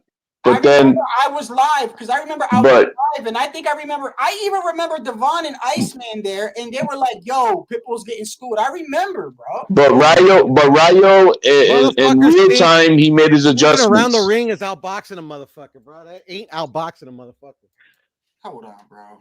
But that's the thing, bro. That's the thing. Like all the opinions that people like say that I'm wrong on, they can never like bring their own original opinion on why I'm wrong. Let me see. Hold on. Bivol, Canelo, this one, fucking all these fights, bro. He's only 5'4". I can't play the whole thing. Where's my buddy Kopi, bro? I gotta pause it. I'm gonna pause it a couple times, but I'm not doing it on purpose. I'm doing it for strike reason. But he's the little engine that could. And a 7-inch disadvantage with the reach as well. You're hitting on the back of the head right there. And Pitbull kind of taking a breather there. Don't see that much. The punches that land on the fucking gloves don't count, right? Well, if that's the case, then a lot of and the punches that don't land at all, they go whiff. They don't count. They don't count either. Exactly, they don't count either. I mean, I saw a couple punches landed by Pit. Mind you, Pitbull landed his punches. These are highlights from the zone, bro. These are highlights from this. Ain't the whole fight. This is mind you. I'm gonna not. You know where the ringside is? On one level up. Oh, there's the upper. Ooh. That's a pretty good uppercut right there. No, adjustments. He didn't make any adjustments, to be honest. Bro, hold on. He didn't, bro. Like, what adjustment did he make? The issue with Pitbull is that he's not throwing enough punches, though, bro. The circling around and the angles, he didn't do that at the beginning of the fight. He was catching Pitbull coming at him straight up. But then he kind of like, oh, okay, let me play the Matador. Because I remember playing the Matador doesn't win you. Yeah, but he was making him pay. Like, go around and toma. He wasn't making him pay. I remember El Rayo changing up in the middle of the fight and changing the course of this fight, bro. That's what I remember, bro. And I was live watching it. I'm just saying, I don't, maybe it was closer than maybe I'll give you that. Maybe it was a little bit closer, but I remember the beginning of the fight being close. And I remember El Rayo making adjustments, and then he started making Pitbull miss. And you want to know how I know I remember? Because Pitbull was getting frustrated. He was getting frustrated. And he started acting dirty, bro. He was like trying to hit on the back of the head and trying to. I remember, bro. I was like, yo, he's getting frustrated. He was getting frustrated because he was tying him up. He was clinching him. Yeah, but he was getting frustrated because he wasn't landing as much either, though. Nah. Like, he was landing his shit. He was getting frustrated one because he was fucking running. Well, I mean, like, he was not running. He was like fucking, using his movement, whatever. But he was getting frustrated. I gotta watch it again, but I could have swore I saw El Rayo in control of that fight, bro. Yeah, I mean, like the one that I thought was in control was Pitbull, and Rayo was like literally throwing a lot of throwaway punches that were landing on the gloves and on the guard. Those don't count. What's going on, bro? He said little man syndrome. Who you talking about? Pitbull. Hey, yo, Pitbull, bro. Let me tell you, man. Not for nothing. It took 10 minutes for that. I was watching him shadow box, bro. And I know shadow box doesn't mean anything, but I swear, have you seen Pitbull shadow box? Let me show you this shit. Of course. This shit is weird to me. It's super weird, bro. I'm looking at him like, if I didn't know who he was, I'd be like, this motherfucker cannot fight at all. Hold on. It took 10 minutes for the fucking scorecards to be announced, fucking Shadow. 10 fucking minutes. With Rosario and Yep. That's why I knew it. I told myself on my head because I was there by myself. If they rob fucking Pitbull, I'm out. And as soon as they robbed him, I was gone. Thank God, because it took. What? You didn't watch the most exciting fight of the year, the Crawford and Majimov? I saw it on TV. Actually, I was on a Mad Chat's panel, but bro, it was still like an hour and a half before that fight started, right? Yeah, no, but I'm saying I'm glad I left, bro. Even if they wouldn't have robbed him, I would have left. Is that the one where Eminem performed? Yeah. Okay. Hold on. I was actually glad I left, bro. No, but the fight was entertaining though. The button, the Badgermov, but yeah, I watched it on the TV. I was on the panel with Matt Chad. You thought that was entertaining, bro? I was pissed like a motherfucker, well, bro. I mean, this is what it was. When they were just kind of fainting at each other and just kind of like fucking like just fainting, like there were like literally like stretches in the fight where they were just like fainting, nobody throwing. Yeah, those were boring. But when they actually like letting their hands go, like I was like, what the fuck did Crawford do in any of the first 5 rounds to win them? Yeah, let me show you right here. That's how all the rounds were. There goes Pitbull shadow boxing. Hold on.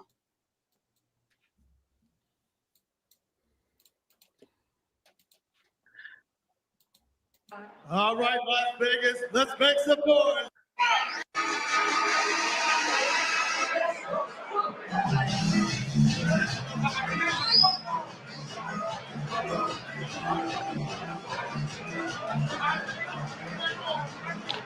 He's shadowboxing to the rhythm of what he's listening to, bro. You also got to know how the training in Mexico City goes. Bro, he knows how to throw punches correctly. I'm just saying he's so flat-footed. Anybody that has movement is going to give him problems, bro. I mean, yeah, I saw Ryo give him so many. He did though. He didn't, bro. He did not at all. Bro, well, I mean, not really, because when he fought Tank, who has good movement, yeah. When he's going off his back foot, Pitbull was on his ass. The guy. So, what you think about the guy he's going to be fighting this weekend? I don't know who the fuck he is. His name is Tasheri Fierro. He's a really good fighter. He's got a couple losses. Hey, no, hold on, just real quick, Puto. I bet I was looking at him. I think this guy's gonna give him problems, bro. No, he's live because he's live. He's live.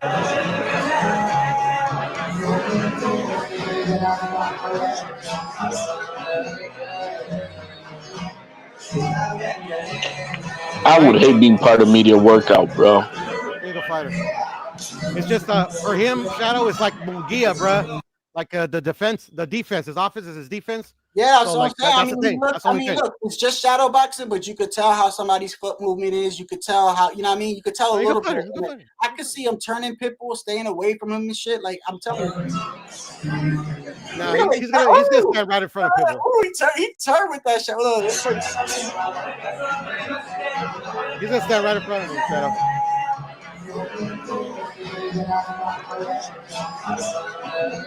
He got power though. He got power.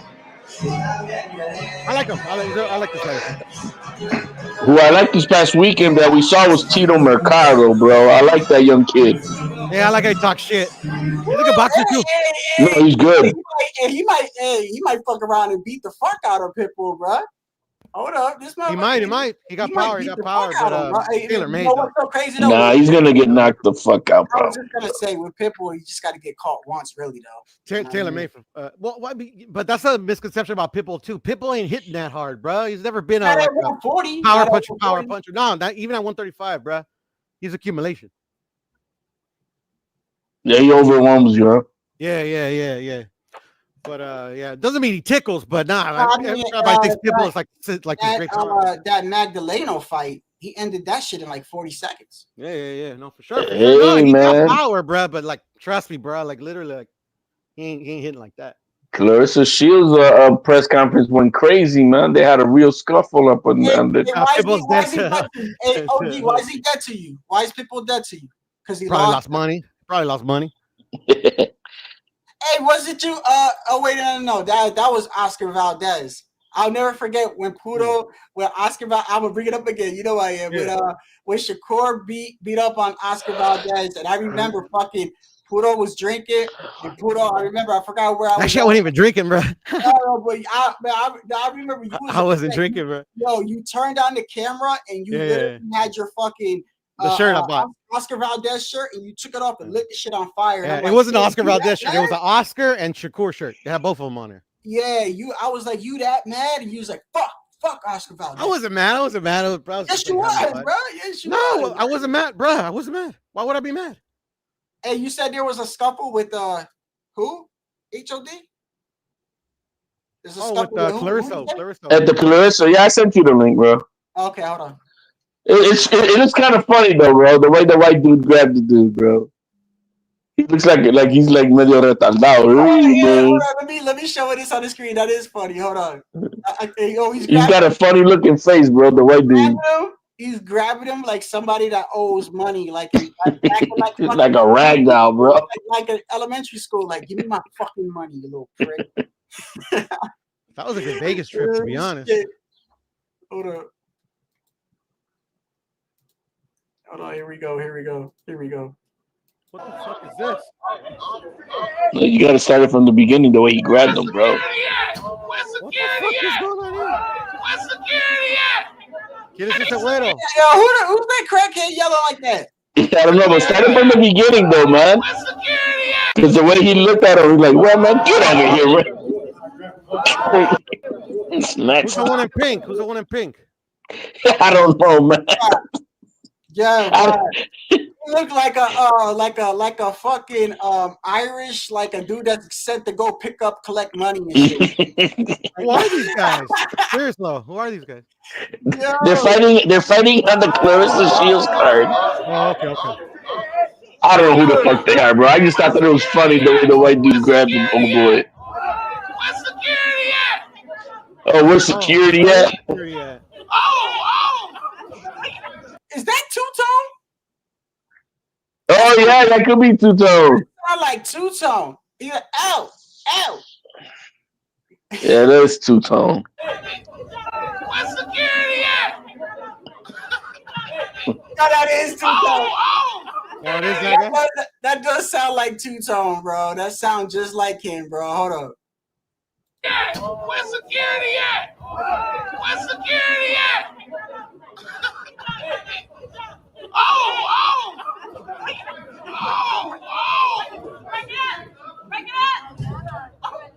Yo, my man got that look in his face. Like, that's the type of look that, like, you ever seen, like, them crazy motherfuckers that get caught from, like, murder and shit? And he's just like, yeah, I did it. Who is that dude? Is that his trainer? Is that, wait, who is this? Who are we looking at, by the way? I'm looking it up right now. Who are like that? I believe that is Joseph Starks. Hold on, let me see. That's what it looks like to me in the picture. Where's the Shields card? He just got more hair. I'm not sure though. Hey, is she fighting? Is that girl undefeated Perkins? I saw her do an interview on the Boxing Voice, and she looks like a pretty big, hefty girl. No, she's a 6-footer. Yeah, she looked like in the car. She looked. But she's like no, because she was on in the ring with Christine. No. Skylar Lacey, and the other guy is Brandon Moore. Brandon Moore. So the white guy is Brandon Moore. No, the white guy Skylar Lacey. Oh, okay. Yeah, I can tell by the picture, bro.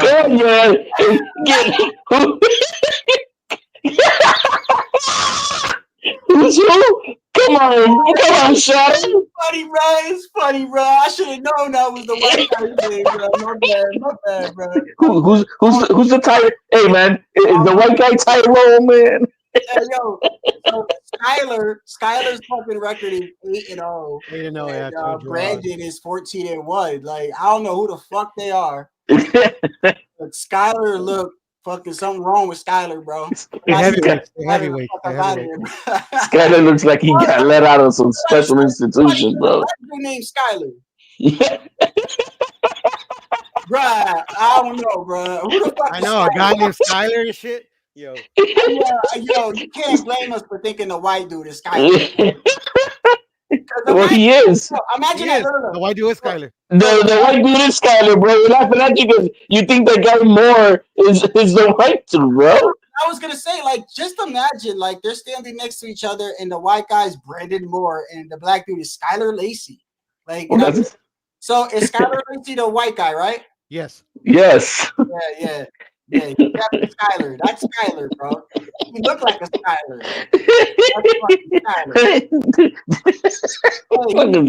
Yo, he looks fucking crazy, number one. That's what he does. He does look like he got released out of. You remember the guy from Full Metal Jacket, bro? You know, that's what he looks like. Yeah, he does. Let me look up Skylar real quick. Let me see what he got. Imagine if he's real nasty with it, bro. Imagine if he's like, you know what I mean? But who's watching that fight, bro? Bro, what you talking about, bro? That's Skylar Lacey, bro. The fuck? No, I'm talking about Clarissa Shields, bro. Skylar, bro, what the fuck wrong with you? Put some respect on his name. Better put some respect on Skylar Lacey. Skylar Lacey highlights. You know he good if YouTube got highlights with him. Let's see. Oh, hell no, bro. Oh. Hold up. Oh, this ain't gonna look too well. I can't wait till Keyshawn get with somebody for real, a real dude in the ring with him, bro. Not these matchmaking heaven fights bringing down. I can't wait. Let's take a look at Skylar real quick. Who the fuck? What is this? That ain't him. Yeah, that is Skylar in the background. Oh, yeah, in the background. Yeah. Oh, in the background. 12-0, 9 KOs. All right. I should be back out in another 6 weeks, hopefully. And you're signed with which promotional group? Boxer Promotion, Sky. Skylar look fucking nuts, bro. He looked like he collected money, bro. For real. Look. Well, who is this dude, bro? Who do you want the trailer with the buggy and that movie Snatch? And you're signed with which promotional group? Boxer Promotion. Let me see him in the ring, though. Hold on. Let me see him in the ring. This is him in the ring. Man, we're giving the man clout now, man. We're giving the man clout. Hey, bro, this Skylar Lacey, bro. Y'all need to fuck around. Y'all need to fuck around and find out. You better fuck around and find out with Skylar Lacey, bro. This ain't even got no volume for the shit, bro. This shit's so ghetto, I swear. It got no volume, bro. The volume all the way up.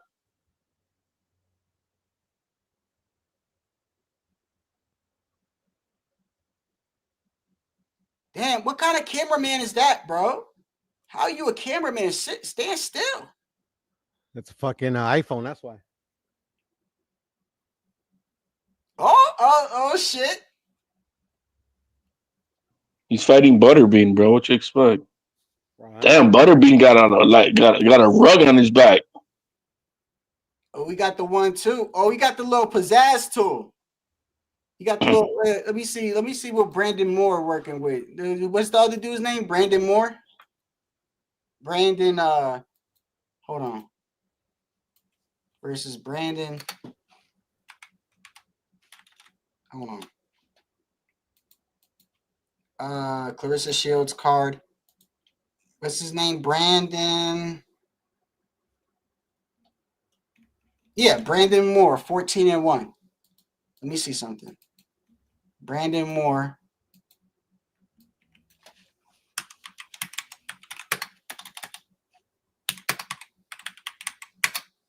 Boxing.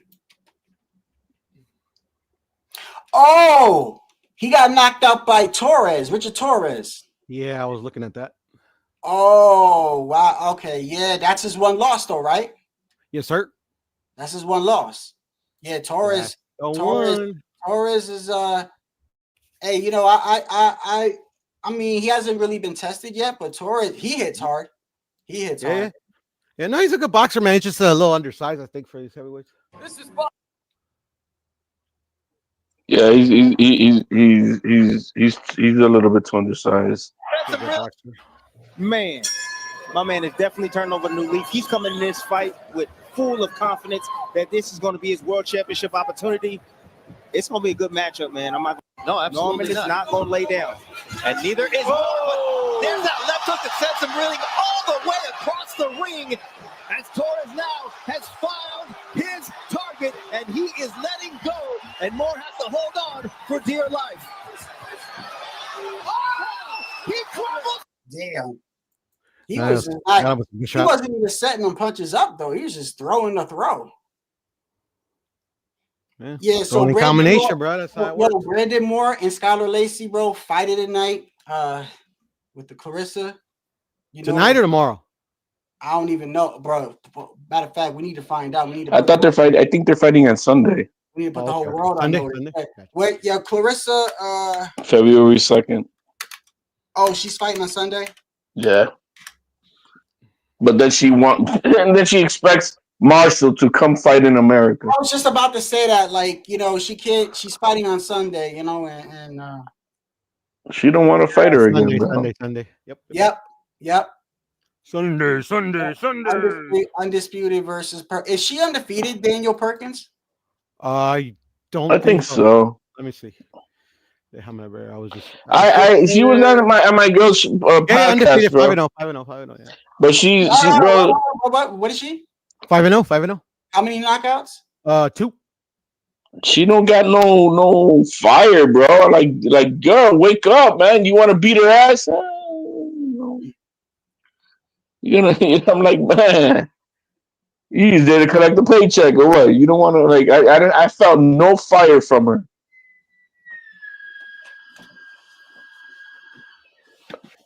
We'll watch that on YouTube or on X when somebody puts a clip up. Put what? With the fight, because I'm not watching that shit. Is that? Don't tell me that's pay-per-view. Yeah, it's gotta be. It is. They got Skylar Lacey and Brendan Moore. Let me see. It's on the zone. I'll tell you right now, that's a disgrace, bro. If you did Clarissa like that, that's a disgrace, bro. If you put that shit on pay-per-view and you put Skylar Lacey and Brandon Moore as the fucking co-main, that is a disgrace, bro. Ain't nobody gonna pay for that. Matter of fact, motherfuckers that bootleg it off the Amazon Fire Stick is gonna want money for bootlegging that shit. That shit is horrible, bro. Where to watch? It's on the zone. No, it does. It doesn't. No, it's on regular the zone. So I might watch it at the church or something.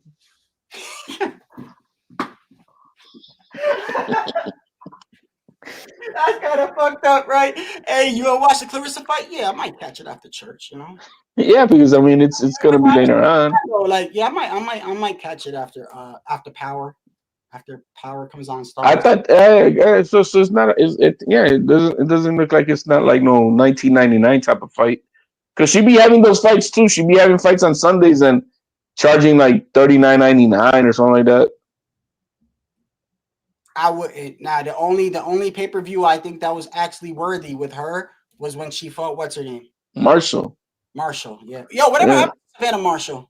She's been calling Clarissa Ramos. Clarissa does. There's no money in America for Shields, man. I don't give whatever the fuck she says. She doesn't bring no money. Hey, real quick. Fighting in UFC, bro. Oh, let me see what Pudo thinks about this real quick. Pudo, What's up? Did you see Clarissa Shields versus Savannah Marshall? Yes. The second one. Who you think won that fight? Clarissa. Clarissa won that fight, man. You think she beat her? You think? She beat her 6-4, 7-3. Yeah, it was. I think it was horrible. I'm not gonna lie, bro. What people were making it seem like, bro. It was a horrible fight. Yeah, I don't think women can box very well, except for like select few. My favorite out of all of them. I think I keep her picture here too. Oh, brother. Cause that's my sweetie, bro, right there. No, she can fight pretty good. Yeah, her and Amanda, and that's my girl right there. That's about it, bro. Her and Amanda's pretty ones the only ones can box. The other ones, I think the ones that they think can box the best. Estrada beautiful too, bro. She is. Katie Taylor and Clarissa Shields cannot fucking box to me. You know, I don't care what anybody says. They like literally. I don't know why they think like these fucking chicks can box. Nah. Don't do that. Clarissa can fight. Clarissa she can't. Bro. I'm sorry, bro. I seriously think that if they were to pay, because she's 46 now. How old? But she's still in shape. But if you pay her good money to train for 6 good months, who? Layla Ali. Bro, she too old. But you know what? That would have been a good. You know who I would have want to seen? Do you know who I think was probably the best, one of the best women boxers ever? You ever heard of Ann Wolf? Yeah, Ann Wolf could box. Yeah, of course. Ann Wolf was like. Well, Layla Ali knocked out the girl that knocked out Ann Wolf. Layla can. Somebody knocked out Ann Wolf. Who knocked out Ann Wolf? Dowdy, something, Mafoud, something. Oh yeah, I didn't even know. Yeah, she stopped her, bro. Really? Hold on. Yeah, and then Layla Ali fought her, and Layla Ali stopped that girl. Actually, I think you might be right. Actually, I think. Wow, she did get stopped, right? Yeah, vaguely Valerie Mafoud. All right, yo, wow. I never seen Ann Wolf. Again, he's trying to come back to me. Ann Wolf was running through motherfuckers like. Yeah, she was, and she's still a beast. I don't care about it. She just got caught. But Layla Ali would smoke Clarissa Shields. Yeah, this was early in her career though, Shadow, because she ended up beating her, getting revenge. Yeah, that was a rematch. Yeah, it was a rematch. She got revenge. Let me see, Ann Wolf. She hit like a man, bro. Nah, she fucking ain't shot power, bro. Yeah, she beat Valerie Mafoud twice after she got knocked out. Lucia Riker is another beast. Lucia Riker, yeah, could box as well. Even though she got stupid, wanted to fight a dude and got blasted. I don't want to get a copyright, but I'll just put it on mute. She's Dutch. I forgot what her name is. She could box a little bit. What's her name? She retired already. I forget her name. Let me see right here. Look at that. McCaskill beat her. McCaskill beat her. Boom. Damn.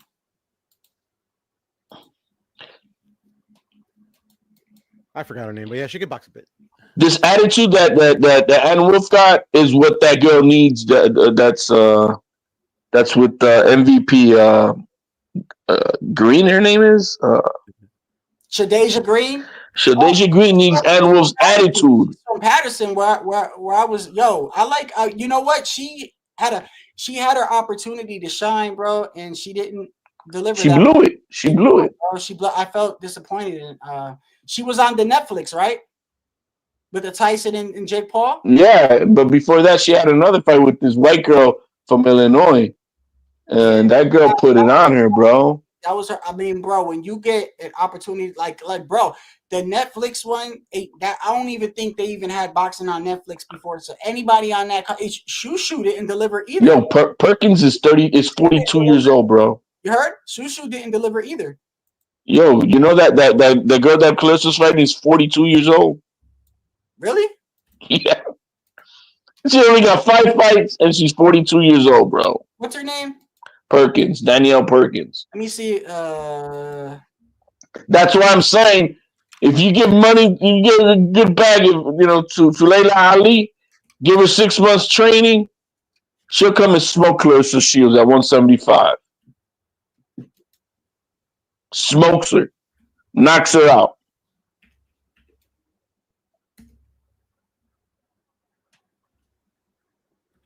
Well, you know what? I'm gonna bother Turkey with that one on Twitter and bust it out with. Yeah, I'm gonna do that, bro. If she could fight a 42-year-old who's only got 5 fights, yeah, we can make a fight with Layla Ali. You just got to pay her a couple $1 million. Damn, she missing too. Damn, Bro, she's gonna get fucked up. Look at that whiff. Oh my goodness, bro. She better not fight like that with Clarissa. She better not do that shit. Look at that shit was so slow and robotic. That shit looked like RoboCop, like how David Morrell was. No, but she's the greatest. She's the greatest. Then she's gonna knock her out, man. Oh nah, man. Nah. Mama said knock you out, bro. Yeah, Ann Wolf was a beast, bro. Yeah, she was. And wasn't she? Didn't she coach? What's his name? Kirkland. Yes. She coached. I remember one time she told Kirkland in the corner to man the fuck up, and I was like, "Damn, she acted like the man." Yeah, and I think he won that fight too. That he told him to do that. He was against Perro Angulo. You remember that he was losing. He got to the corner, and Ann Wolf was like, "Yeah." She was like, "You better man the fuck up." Like She's still got the same attitude, man. Yeah. She's a tough cookie, bro. Yeah, she's crazy. She's a hard woman. You know what I mean? And I'm not saying like in a negative way. It's just that's who she is. Yeah. You know, but man, that's all I got, man. Yeah, man, I'm about to head off, man. Hey, just real quick. Did you? So you did the whole card, just real quick, without explaining it. Who you got with the card? Just go ahead. Okay, so I got Mono Ramos, I got Pitbull, I got Figgy, and I got 50-50, but I'm rooting for David. Which David? Benavidez. Okay, go ahead, HOD. Everything he said in the same way, but for Morrell at the end.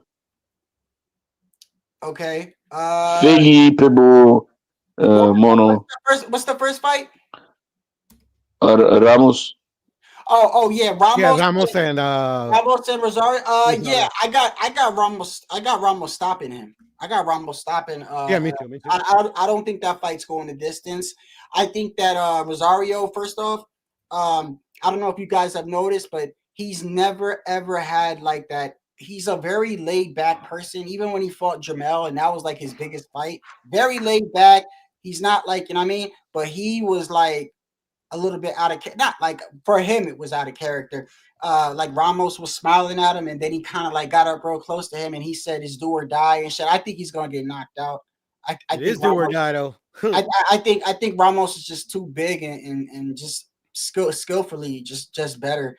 Yeah. But I think Pitbull might lose, bro. If that guy don't get caught, I got him outboxing. I don't think he's gonna knock him out, but I think he might outbox him. And then Fulton and I'm serious. Fulton. I know you're serious. That's what's so funny. All right, well, we'll see. Fulton and Brandon Figueroa.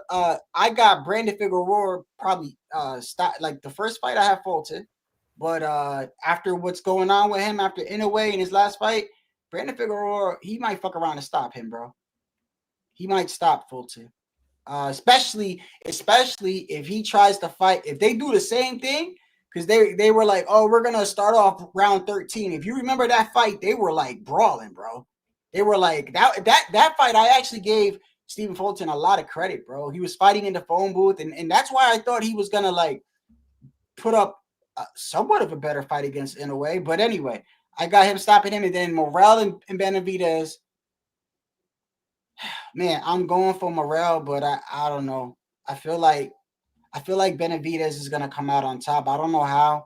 I do feel like Benavidez might hit the canvas, though. I think he might get caught early.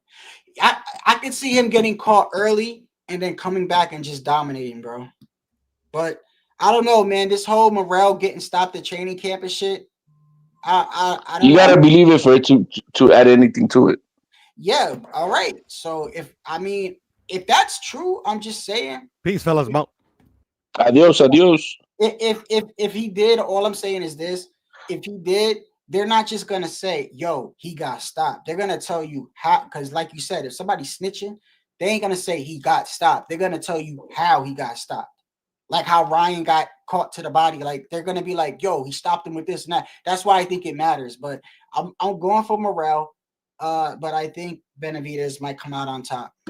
But anyway, I'm gonna go live again tomorrow, HLD. Probably, all right? All right, guys. Hey, Machado, we'll catch up tomorrow, Papa. You have a good night, okay? Thanks, man. You too. I appreciate y'all. Every time I come on and I'm like, yo, I'm only gonna be 40 minutes. This shit always ends up happening. Anyway, bro, I'll probably talk to y'all tomorrow, man. Y'all have a blessed night.